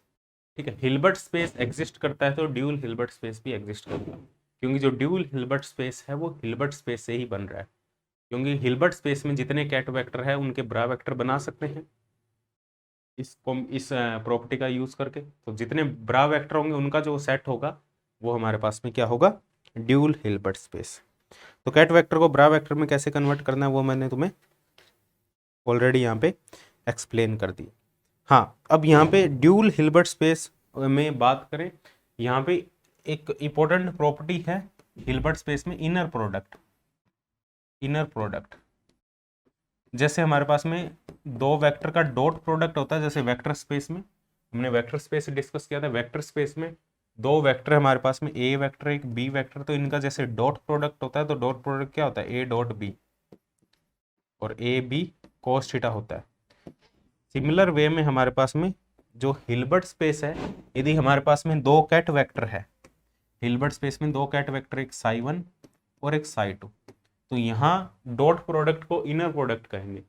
तो यहाँ इनर प्रोडक्ट करना है तो हमें क्या करना पड़ेगा? इनमें से किसी एक को क्या करना पड़ेगा? ब्रा वेक्टर में कन्वर्ट करके कैट वेक्टर के साथ में मल्टीप्लाई करना पड़ेगा। लेट्स से साई 1 का उन्होंने ब्रा वेक्टर ले लिया साई 1 और इसको साई 2 के साथ में मल्टीप्लाई करना पड़ेगा। तो ये जो डेफिनेशन होगी ये इनर प्रोडक्ट की डेफिनेशन होगी। या ये भी कर सकते हो तुम, साई 2 का ब्रा वेक्टर ले सकते हो और साई 1 के साथ में इनर प्रोडक्ट कर सकते हो। ये भी इनर प्रोडक्ट होगा, बट यहाँ पे जो साई 1 का इनर प्रोडक्ट साई 2 है और साई 2 का इनर प्रोडक्ट साई 1 के साथ में ये इक्वल नहीं होंगे, हमेशा इक्वल नहीं होंगे। ठीक है, Sai 1 psi 2 inner product, Sai 2 psi 1 inner product equal नहीं होंगे। जैसे वेक्टर स्पेस में हमारे पास में क्या होता है, a dot b equal to b dot a होता है, लेकिन हिल्बर्ट स्पेस की बात करेंगे, ड्यूल हिल्बर्ट स्पेस की बात करेंगे, यहाँ पे जो इनर प्रोडक्ट होगा वो इक्वल नहीं होगा। ये इक्वल कब हो सकता है, ये इक्वल एक ही कंडीशन में होगा, जो Sai 1 psi 2 equal to Sai 2 psi 1 एक ही कंडीशन में होगा जब साई 1 और साई 2 ये जो दोनों वेक्टर है ये रियल है, कॉम्प्लेक्स नहीं है, ये रियल वेक्टर है। जब ये रियल वेक्टर है तभी ये इक्वल हो सकता है, अदरवाइज ये इक्वल नहीं होगा। इसके इक्वल होगा ये, इक्वल करने के लिए हमें क्या करना पड़ेगा, साई 1 साई 2 का इनर प्रोडक्ट साई 2 साई 1 के इनर प्रोडक्ट इक्वल होगा यदि इसके ऊपर अपने स्टार लगा दे, कॉम्प्लेक्स कॉन्जुगेट ले ले। तो यहाँ से जो साई 2 साई 1 का इनर प्रोडक्ट करके आएगा उसका यदि कॉम्प्लेक्स कॉन्जुगेट ले लो तुम तो वो इसके इक्वल आ जाएगा। तो एक्चुअल जो डेफिनेशन होगी वो ये फॉर्मूला तुम्हें याद रखना है। ठीक है, साई 1 साई 2 का इनर प्रोडक्ट साई 2 साई 1 के इनर प्रोडक्ट के स्टार के इक्वल होगा। तो ये तुम्हें पता होना चाहिए, यहाँ पे मोस्ट इंपॉर्टेंट प्रॉपर्टी है। ठीक है, ये डिराक नोटेशन है हमारे पास में। और inner product in integration form यदि हमें देखना है, इंटीग्रेशन फॉर्म में इनर प्रोडक्ट क्या होगा, ये भी important formula, inner product in integration form यदि 1 डायमेंशन में है तो ये हो जाएगा हमारे पास में Sai 1 star psi 2 dx minus infinity से इन्फिनिटी। ये इनर प्रोडक्ट होगा हमारे पास में इंटीग्रेशन फॉर्म में, या Sai 2 star psi 1 inner product का होल स्टार, या ऐसे भी लिख सकते हैं माइनस इन्फिनिटी से infinity Sai 2 star psi 1 dx का होल स्टार। ठीक है, इस टाइप से इंटीग्रेशन फॉर्म में भी इसको रिप्रेजेंट किया जा सकता है। ये फॉर्मूला इंपॉर्टेंट है, ये याद रखना, ये याद रखना। ठीक है, काफी इंपॉर्टेंट फॉर्मूले हैं। तो हमारे पास में कोई भी कैट वेक्टर है उसको linear combination of some basis ket vector अपने लिख सकते हैं, लीनियर कॉम्बिनेशन में अपने लिख सकते हैं। कोई भी कैट वेक्टर है हमारे पास में, any ket vector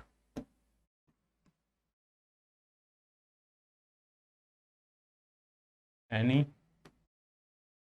cat vector can be written as linear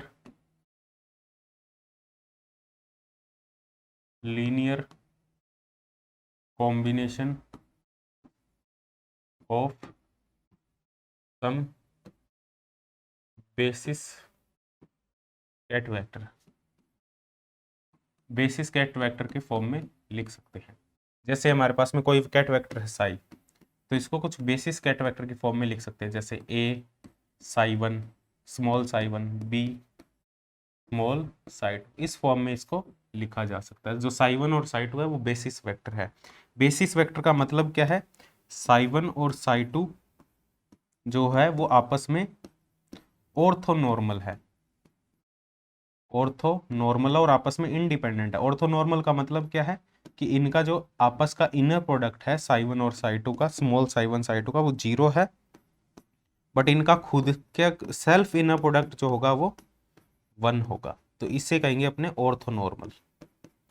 self inner product 1 होगा, आपस में इनर प्रोडक्ट 1, अलग अलग जो इनर प्रोडक्ट होगा वो 0 होगा। इसे अपने कहेंगे ये दोनों ऑर्थोनॉर्मल वेक्टर होंगे हमारे पास।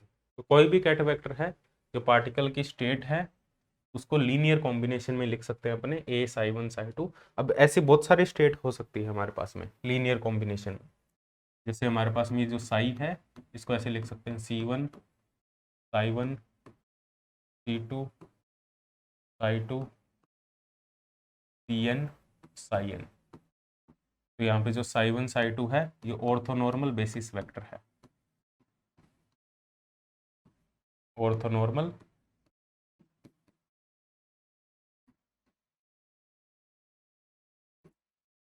ऑर्थोनॉर्मल बेसिस वेक्टर होंगे। ठीक है, ऑर्थोनॉर्मल बेसिस वेक्टर का मतलब Sai i Sai J delta आई जे के इक्वल होगा। यदि आई और जे इक्वल है तब तो ये 1 होगा, 1 होगा यदि आई इक्वल टू जे है, 0 होगा यदि आई नॉट इक्वल टू जे। ठीक है, अब देखो ऐसा क्यों लिखा गया है, देखो ऐसा क्यों किया गया है, इसका एक रीजन है। मैं एक्सप्लेन करने को तो इसमें एक लेक्चर लग सकता है लेकिन उसका कोई मतलब नहीं है।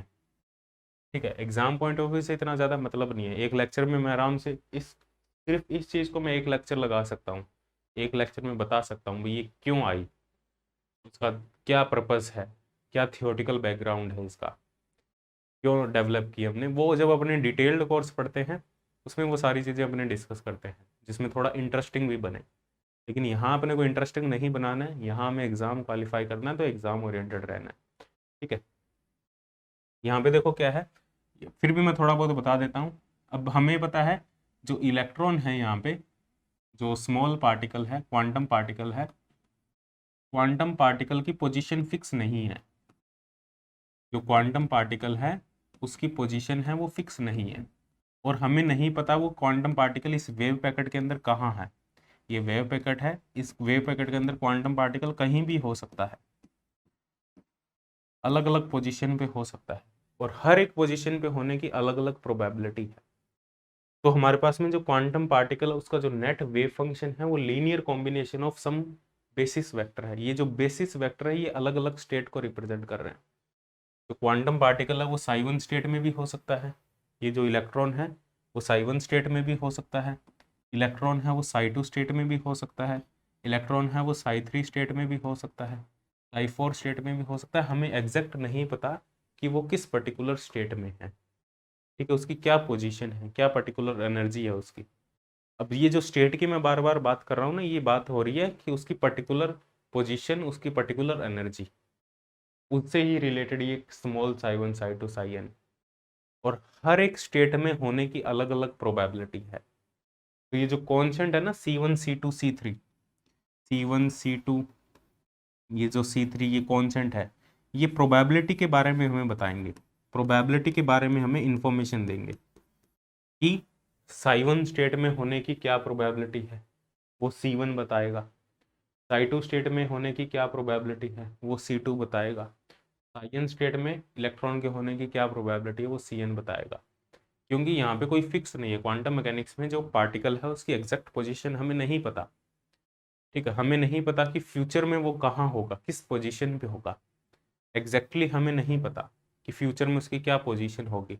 तो उसके लिए हम प्रोबेबिलिटी के टर्म में बात करेंगे कि अच्छा फ्यूचर में इस स्टेट में यदि होगा ये तो इसकी ये प्रोबेबिलिटी होगी, इस स्टेट में होने की ये प्रोबेबिलिटी है। जैसे कोई मान लो हमारे पास में एक सिंपल एग्जांपल ले सकते हैं, एक स्टूडेंट है मान लो, तो स्टूडेंट की अलग अलग स्टेट हो सकती है।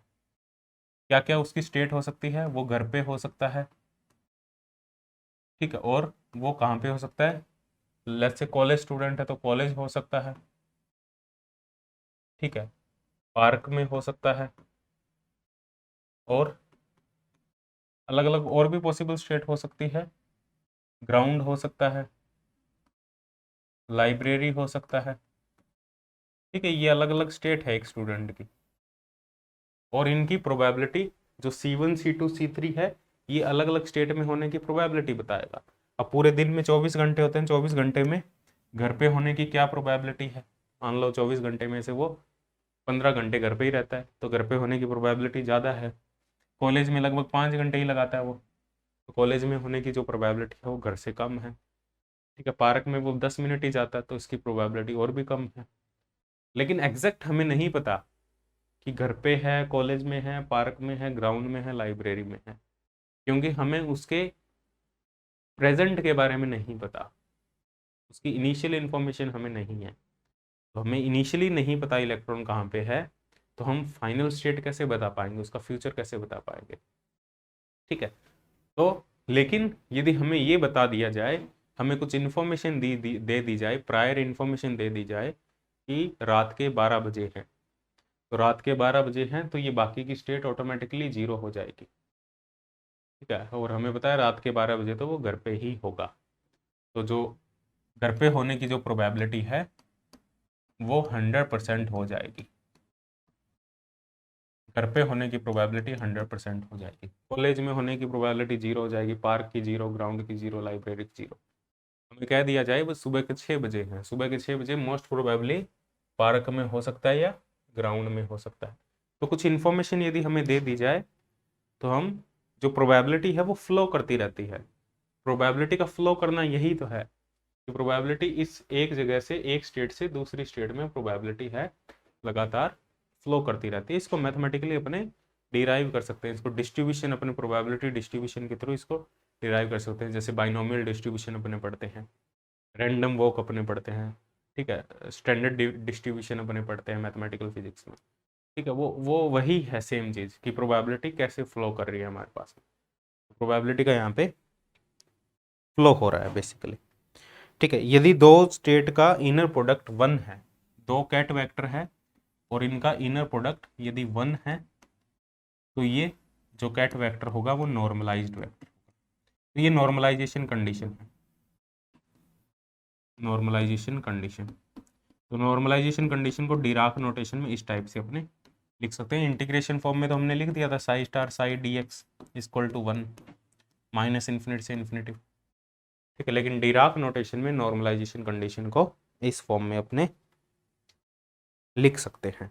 ठीक है, और हमने किसी स्टेट को रिप्रेजेंट किया था, थोड़ा सा और कहानी कर लेते हैं यहाँ पे अपने। देखो, हमने जो साई स्टेट थी उसको रिप्रेजेंट किया था कैट वेक्टर को ए साई 1 प्लस बी साई 2, और यदि हमें इसका इनर प्रोडक्ट लेना है, इसका नॉर्मलाइजेशन हमें देखना है, इसकी नॉर्मलाइजेशन कंडीशन क्या होगी, तो हमें सबसे पहले इसका ब्रा वेक्टर लेना पड़ेगा। ब्रा वेक्टर लेने के लिए जो भी इसके साथ में कोफिशिएंट है उनका कॉम्प्लेक्स कॉन्जुगेट ले लो और इसको ब्रा वेक्टर में कन्वर्ट कर दो, बी स्टार साई 2। ये याद रखना, जो भी इनके साथ में कोफिशिएंट्स होंगे A B C D C1 C2 C3 कुछ भी है, उनका कॉम्प्लेक्स कॉन्जुगेट ले लो।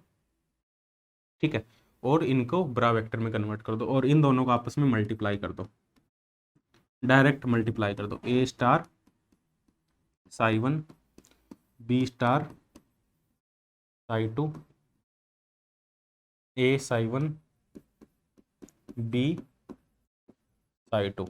ठीक है, तो यहाँ पे क्या होगा हमारे पास में, पहले फर्स्ट टर्म को इससे मल्टीप्लाई कर दो, तो A star into A psi 1 psi 1।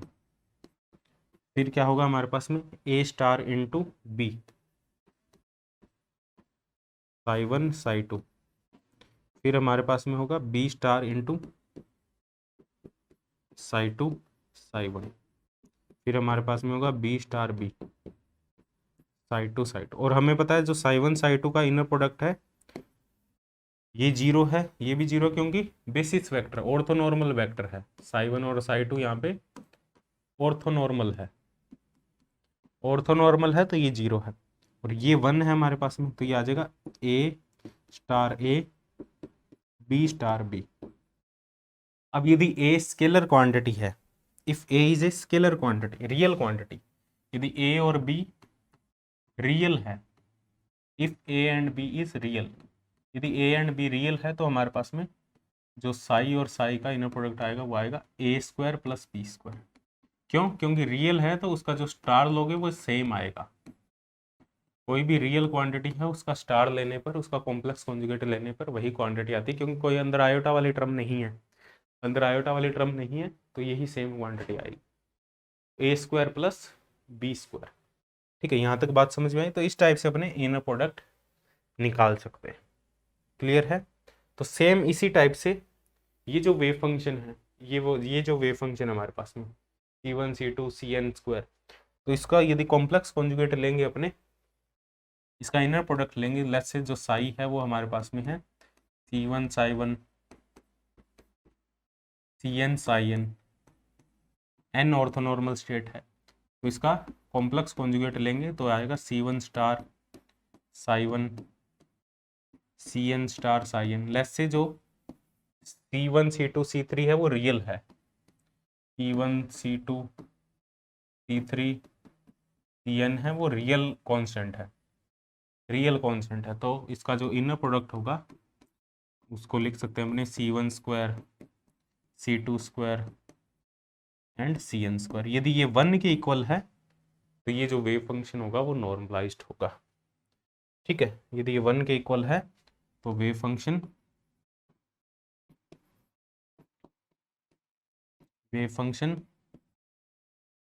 Normalised होगा। यदि ये 1 के इक्वल है तो वेव फंक्शन नॉर्मलाइज्ड होगा। ठीक, इसको summation of c i square भी लिख सकते हैं, i equal to 1 to n, ये भी लिखा जा सकता है। क्लियर है यहाँ तक? तो ये मतलब एक मैंने तरीका बता दिया तुम्हें इनर प्रोडक्ट कैसे तुम्हें फाइंड आउट करना है। अब इससे रिलेटेड कुछ हमारे पास में कुछ प्रॉपर्टीज़ है कैट वेक्टर से रिलेटेड।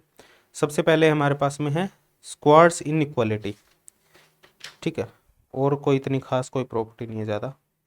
सबसे पहली है स्क्वाड्स इनइक्वालिटी। स्क्वाड्स इनइक्वालिटी की बात करें, क्या है स्क्वाड्स इनइक्वालिटी?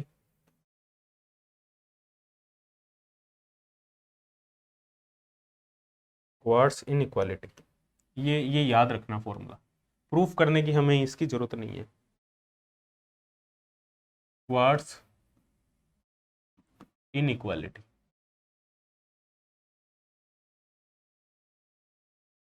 देखो क्या है हमारे पास में स्क्वाड्स इनइक्वालिटी। यदि हमारे पास में दो कैट वेक्टर है, लेट्स से एक साई है एक साई है, दो कैट वेक्टर है हमारे पास। ठीक है, अब इन दोनों कैट वेक्टर का हिल्बर्ट स्पेस में दो कैट वेक्टर है, इन दोनों कैट वेक्टर का यदि इनर प्रोडक्ट ले, साई साई इनर प्रोडक्ट लेके उसका स्क्वायर करें, इन दोनों कैट वेक्टर का इनर प्रोडक्ट ले और उसका स्क्वायर करें, तो वो हमेशा लेस देन इक्वल होगा इनका इंडिविजुअल इनर प्रोडक्ट लेके उनको आपस में मल्टीप्लाई करने से। ये हमारे पास में है स्क्वाड्स इनइक्वालिटी। ठीक है, ये तुम्हें याद रखना है। ठीक है, मैं दोबारा बता देता हूँ, इन दोनों का इनर प्रोडक्ट ले साई साई और उनका होल स्क्वायर जो होगा वो हमेशा लेस देन इक्वल होगा इनका इंडिविजुअल जो इनर प्रोडक्ट होगा, ठीक है, उनके मल्टीप्लिकेशन से। ये मोड मैंने लगाया है क्योंकि अपने मैग्नीट्यूड की बात कर रहे हैं, इस वजह से मैंने यहाँ पे मोड लगाया, इसका अपने मैग्नीट्यूड लेंगे। ठीक है, जो भी हमारे पास में इनर प्रोडक्ट आएगा उसका मैग्नीट्यूड ले लेंगे, तो इससे अपने कहेंगे स्क्वाड्स इनइक्वालिटी। प्रूफ करने की हमें जरूरत नहीं है, ये फॉर्मूला तुम्हें याद रखना है। स्क्वाड्स इनइक्वालिटी का अभी तक तो कोई क्वेश्चन देखा नहीं है मैंने नेट गेट में, फिर भी यदि बाई चांस इन फ्यूचर कोई क्वेश्चन आता है तो तुम्हें MSQ टाइप के क्वेश्चन में यदि पूछा जाता है तो तुम्हें ये फॉर्मूला याद होना चाहिए।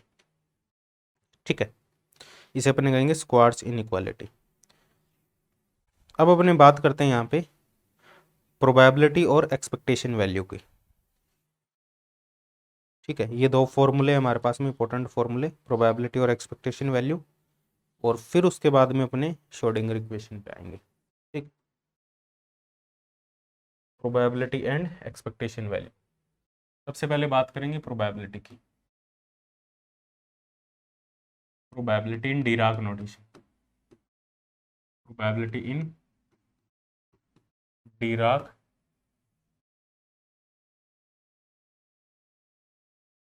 Notation, probability in Dirac notation. Probability की बात करें, देखो हमने किसी भी पार्टिकल की जो वेव फंक्शन उसको हमने रिप्रेजेंट किया था, वेव फंक्शन को हमने रिप्रेजेंट किया था पार्टिकल के, जो पार्टिकल का वेव फंक्शन था हमारे पास में वो था C1 psi1 C2 psi2 Cn psi n, और हमने ये कहा था कि जो वेव फंक्शन है पार्टिकल का, इसमें जो C1 C2 Cn है, ये प्रोबेबिलिटी की इंफॉर्मेशन इनके पास में है, C1 C2 C3 Cn, they contain information about probability. They contain information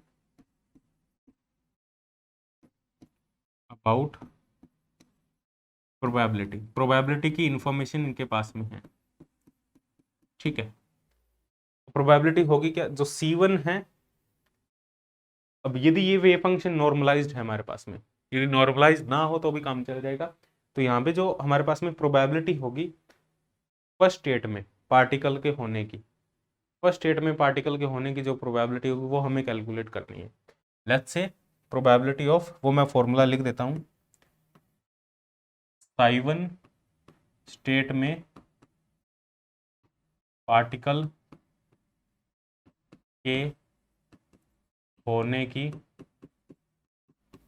probability, क्या प्रोबेबिलिटी होगी साइवन स्टेट में पार्टिकल के होने की, तो उसका फॉर्मूला है P1 लिखेंगे उसको, ये होगा साइवन का साई के साथ में इनर प्रोडक्ट करके उसका whole square upon psi psi का इनर प्रोडक्ट, ये हमारे पास में प्रोबेबिलिटी का फॉर्मूला होगा।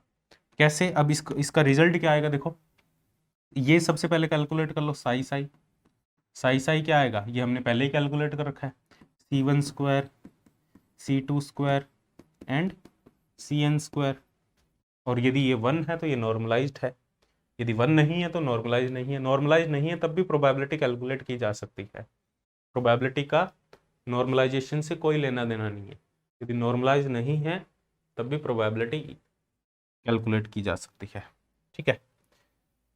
ये कैलकुलेट कर लो, साइवन साई, साइवन साई क्या आएगा, C1 साइवन साइवन, C2 साइवन साई 2, यही आएगा, साइवन के साथ में मल्टीप्लाई कर दो सभी को, Cn साइवन साइन, और हमें पता है ये ऑर्थो नॉर्मल है सभी, तो ये टर्म बाकी जीरो हो जाएगी, सिर्फ यही सर्वाइव करेगी, ये 1 हो जाएगा तो ये C1 आ जाएगा, ये C1 आ जाएगा, तो इसका होल स्क्वायर क्या आ जाएगा, C1 square upon summation of CI square I equal to 1 to n, ठीक है। यदि ये नॉर्मलाइज्ड है, if Sai is normalised,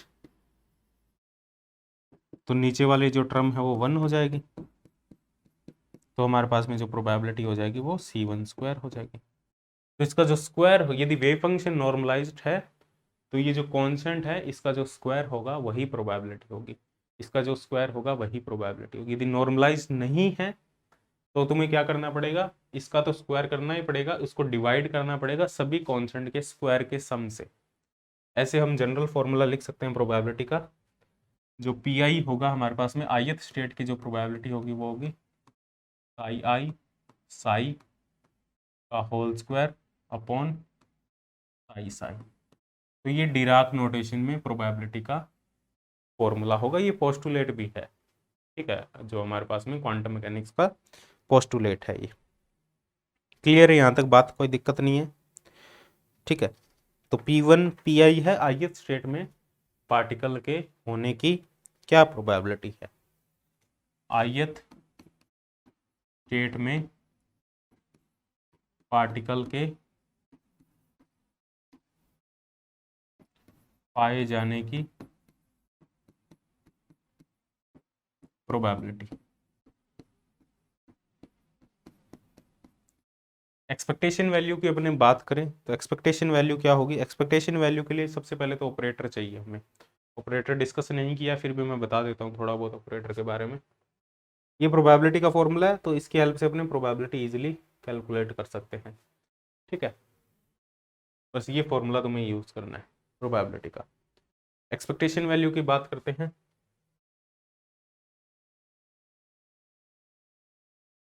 question इसके करेंगे अपने, तो तुम्हें उसमें समझ में आ जाएगा कैसे यूज करना है इसको। ये नोट कर लेना सारी चीजें, ठीक है, ये अपने नोट्स बना लेना, ये शॉर्ट नोट्स ही एक तरीके से।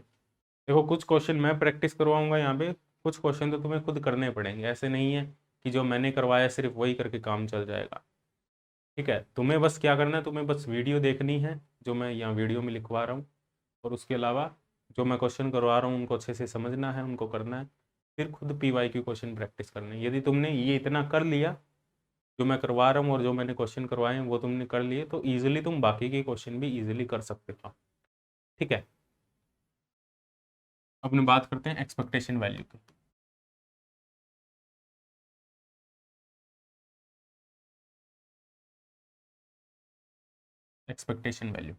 एक्सपेक्टेशन वैल्यू क्या होगी हमारे पास में?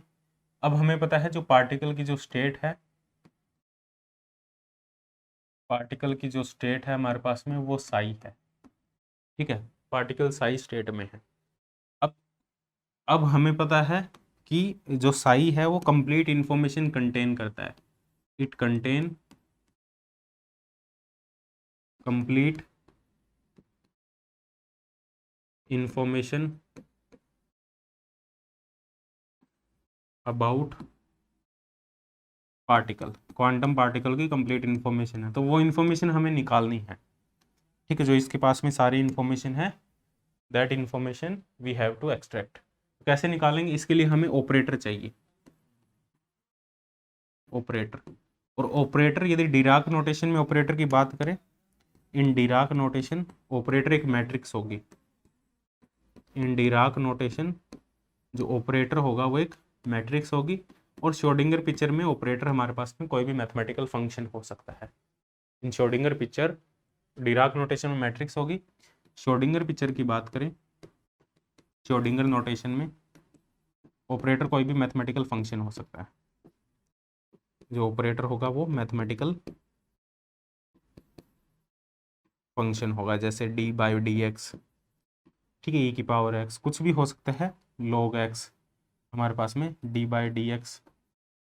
ठीक है, किसी भी टाइप का हमारे पास में जो ऑपरेटर हो सकता है, किसी भी टाइप का मैथमेटिकल हमारे पास में फंक्शन हो सकता है, d/dx, d/dt। ठीक है, -h² d²/dx²। ठीक है, इस टाइप का ये मैथमेटिकल कोई भी फंक्शन हो सकता है ऑपरेटर। बट डिराक नोटेशन में बात करें तो ये इसको अपने मैट्रिक्स फॉर्म से रिप्रेजेंट करेंगे। Every physical quantity there is an operator. जितनी भी फिजिकल क्वांटिटी है क्वांटम मैकेनिक्स में, चाहे मैकेनिक्स की बात करें, पोजीशन ऑपरेटर है, मोमेंटम ऑपरेटर, वो अपने ऑपरेटर में डिटेल में डिस्कस करेंगे। अभी जस्ट इसलिए बता रहा हूँ क्योंकि बिना ऑपरेटर को समझे एक्सपेक्टेशन वैल्यू समझ में नहीं आएगी। ठीक है, इस वजह से ऑपरेटर के बारे में बता रहा हूँ मैं यहाँ पे। ठीक है, तो ऑपरेटर हर एक फिजिकल क्वांटिटी से एसोसिएटेड एक ऑपरेटर होगा। Every physical quantity in quantum mechanics, every physical quantity in quantum mechanics there is an operator associated। एक ऑपरेटर होगा, पोजीशन ऑपरेटर होगा, मोमेंटम ऑपरेटर होगा। मोमेंटम ऑपरेटर को लिख देंगे पी कैप से -i/h d/dx, ये अपने आगे डिस्कस करेंगे।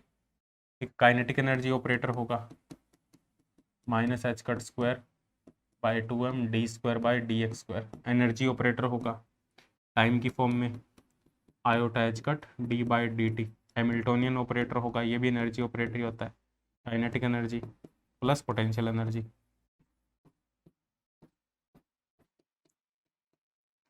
और हमारे पास में एंगुलर मोमेंटम ऑपरेटर होगा r×p।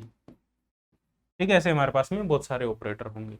तो इन ऑपरेटर को, लेट्स से कोई हमारे पास में ए ऑपरेटर है और ए एक मैट्रिक्स है, ये ए ऑपरेटर है।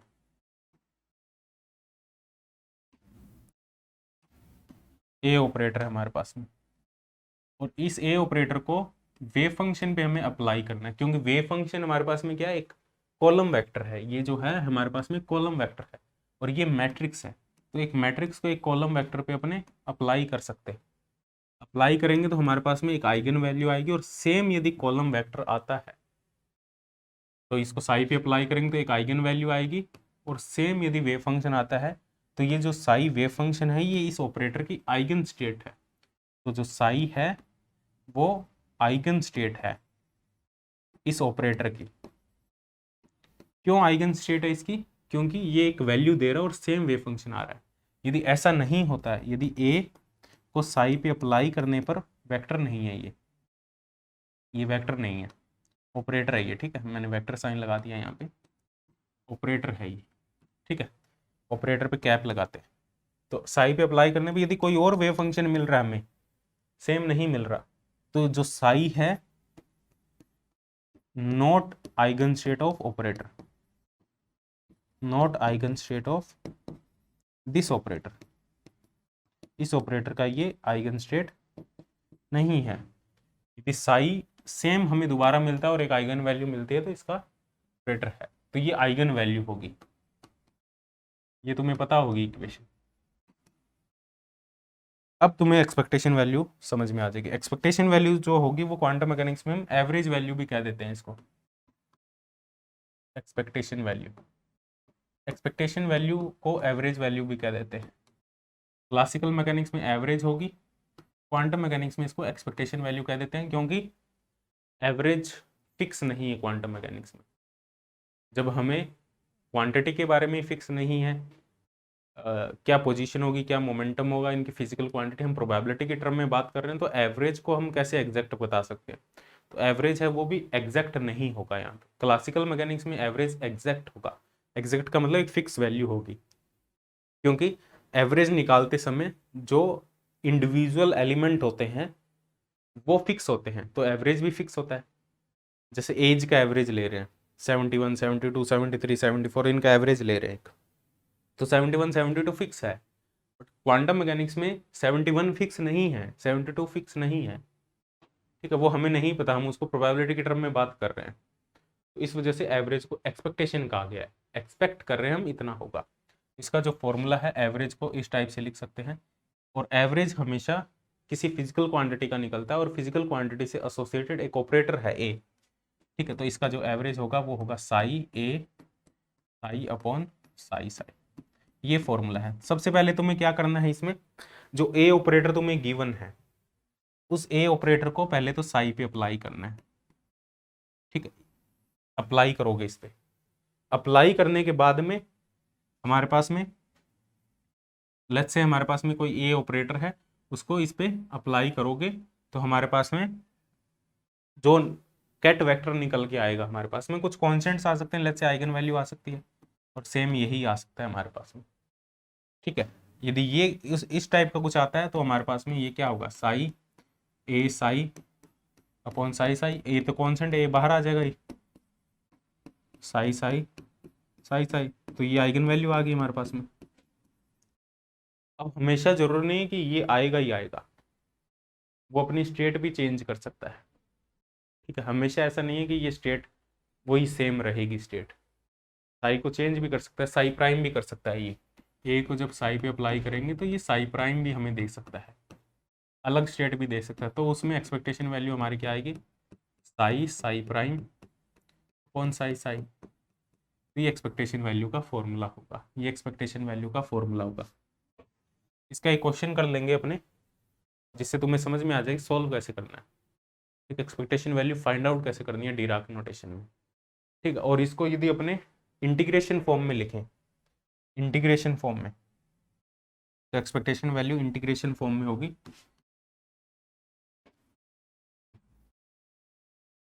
इंटीग्रेशन फॉर्म ये होगी हमारे पास में, ये जो ब्रा वेक्टर है, ये ब्रा वेक्टर, इसको साई स्टार लिख दिया हमने, ऑपरेटर को ए ऑपरेटर से लिख दिया, इसको साई से लिख दिया, इसको डी एक्स से लिख दो या डी वी से लिख दो, वन डायमेंशन है तो डी एक्स से लिख दो, Sai star psi d x, ये हमारे पास में इंटीग्रेशन फॉर्म होगी एक्सपेक्टेशन वैल्यू की,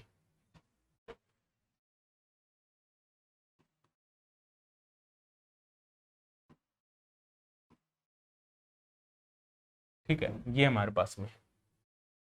तो एक और फॉर्मूला है यहाँ पे हमारे पास में एवरेज का, वो क्या फॉर्मूला है, देखो प्रूफ करने की जरूरत नहीं, मैं वो फॉर्मूला बता देता हूँ। एक एवरेज का और फॉर्मूला है हमारे पास में, वो है summation of P I into A I, ये भी हमारे पास में एक फॉर्मूला है, क्योंकि जो साई स्टेट है हमारे पास में वो है C1 Sai 1 plus C2 Psi2 plus Cn Psi n। ठीक है, ये है हमारे पास में स्टेट। अब इसके कोरस्पॉन्डिंग जब हम ए ऑपरेटर को साई पे अप्लाई करेंगे, ए ऑपरेटर को, तो ए को जब साई वन पे अप्लाई करेंगे, लेट्स से हमें ए वन मिल रहा है। ए को जब साई वन पे अप्लाई करें, लेट्स से हमें मिल रहा है ए वन साई वन। ए को साई टू पे अप्लाई करें तो हमें मिल रहा है लेट्स से ए टू। अलग अलग ये सभी मान लो, ये जो बेसिस वेक्टर है psi one psi two psi n, ये लेट्स से ये जो ऑपरेटर ए है इसकी आइगन स्टेट्स है और हमें आइगन वैल्यू दे रही है, ये कंसिडर कर रहे हैं अपने। लेट्स से जो ए है उसको साई एन पे अप्लाई करेंगे तो हमें ए एन मिलता है। तो हम कह सकते हैं ये जो बेसिस वेक्टर है, बेसिस वेक्टर वो आइगन स्टेट है, बेसिस वेक्टर आइगन स्टेट है ए ऑपरेटर की, ए ऑपरेटर की आइगन स्टेट है, तभी तो आइगन वैल्यू दे रही है ये। ठीक है, और ए आई यही तो है हमारे पास में। अब देखो, अब ए को इस पे अब एक्सपेक्टेशन वैल्यू, अब यहाँ से इसकी जो ये जो फॉर्मूला है यहाँ से ये प्रूफ किया जा सकता है। P1 क्या है? P1 है प्रोबेबिलिटी, P1 है प्रोबेबिलिटी साई वन साई का whole square over psi psi. ठीक, ऐसे ही P2 ऐसे ही P3 है। तो ये फॉर्मूला यहाँ से निकाला जा सकता है, इसको ये लिख सकते हैं P1 A1 P2 A2 Pn An। तो तुम्हें जस्ट क्या चाहिए, तुम्हें एवरेज निकालना है। तो तुम्हें यदि ये पता है A1 A2 An, वो यहाँ से निकाल सकते हो तुम। ठीक है, और तुम्हें P1 P2 Pn पता है, वो कहाँ से निकाल सकते हो? इस फॉर्मूले से निकाल सकते हो। ठीक है, मैं प्रूफ नहीं करवा रहा, ये प्रूफ तुम इजीली कर सकते हो। कैसे करना है? इस डेफिनेशन में जस्ट वैल्यू पुट करनी है, साई ए साई अपॉन साई साई। इस डेफिनेशन में साई की ए साई की वैल्यू तुम्हें पुट करनी है, साई की वैल्यू पुट करनी है इस इक्वेशन से, और तुम्हें सॉल्व करना है। सॉल्व करके ये आंसर आ जाएगा, बट प्रूफ करने की जरूरत नहीं है। ठीक है, बस ये फॉर्मूला तुम याद रखना, ए समीशन पी आई ए आई। कई बार एनर्जी की एक्सपेक्टेशन वैल्यू निकालेंगे अपने, तो समीशन पी आई ई आई। ई आई क्या है? इंडिविजुअल स्टेट की एनर्जी। ठीक, ith स्टेट की एनर्जी, ई आई ith स्टेट की एनर्जी है, और पी आई क्या है? ith स्टेट की प्रोबेबिलिटी,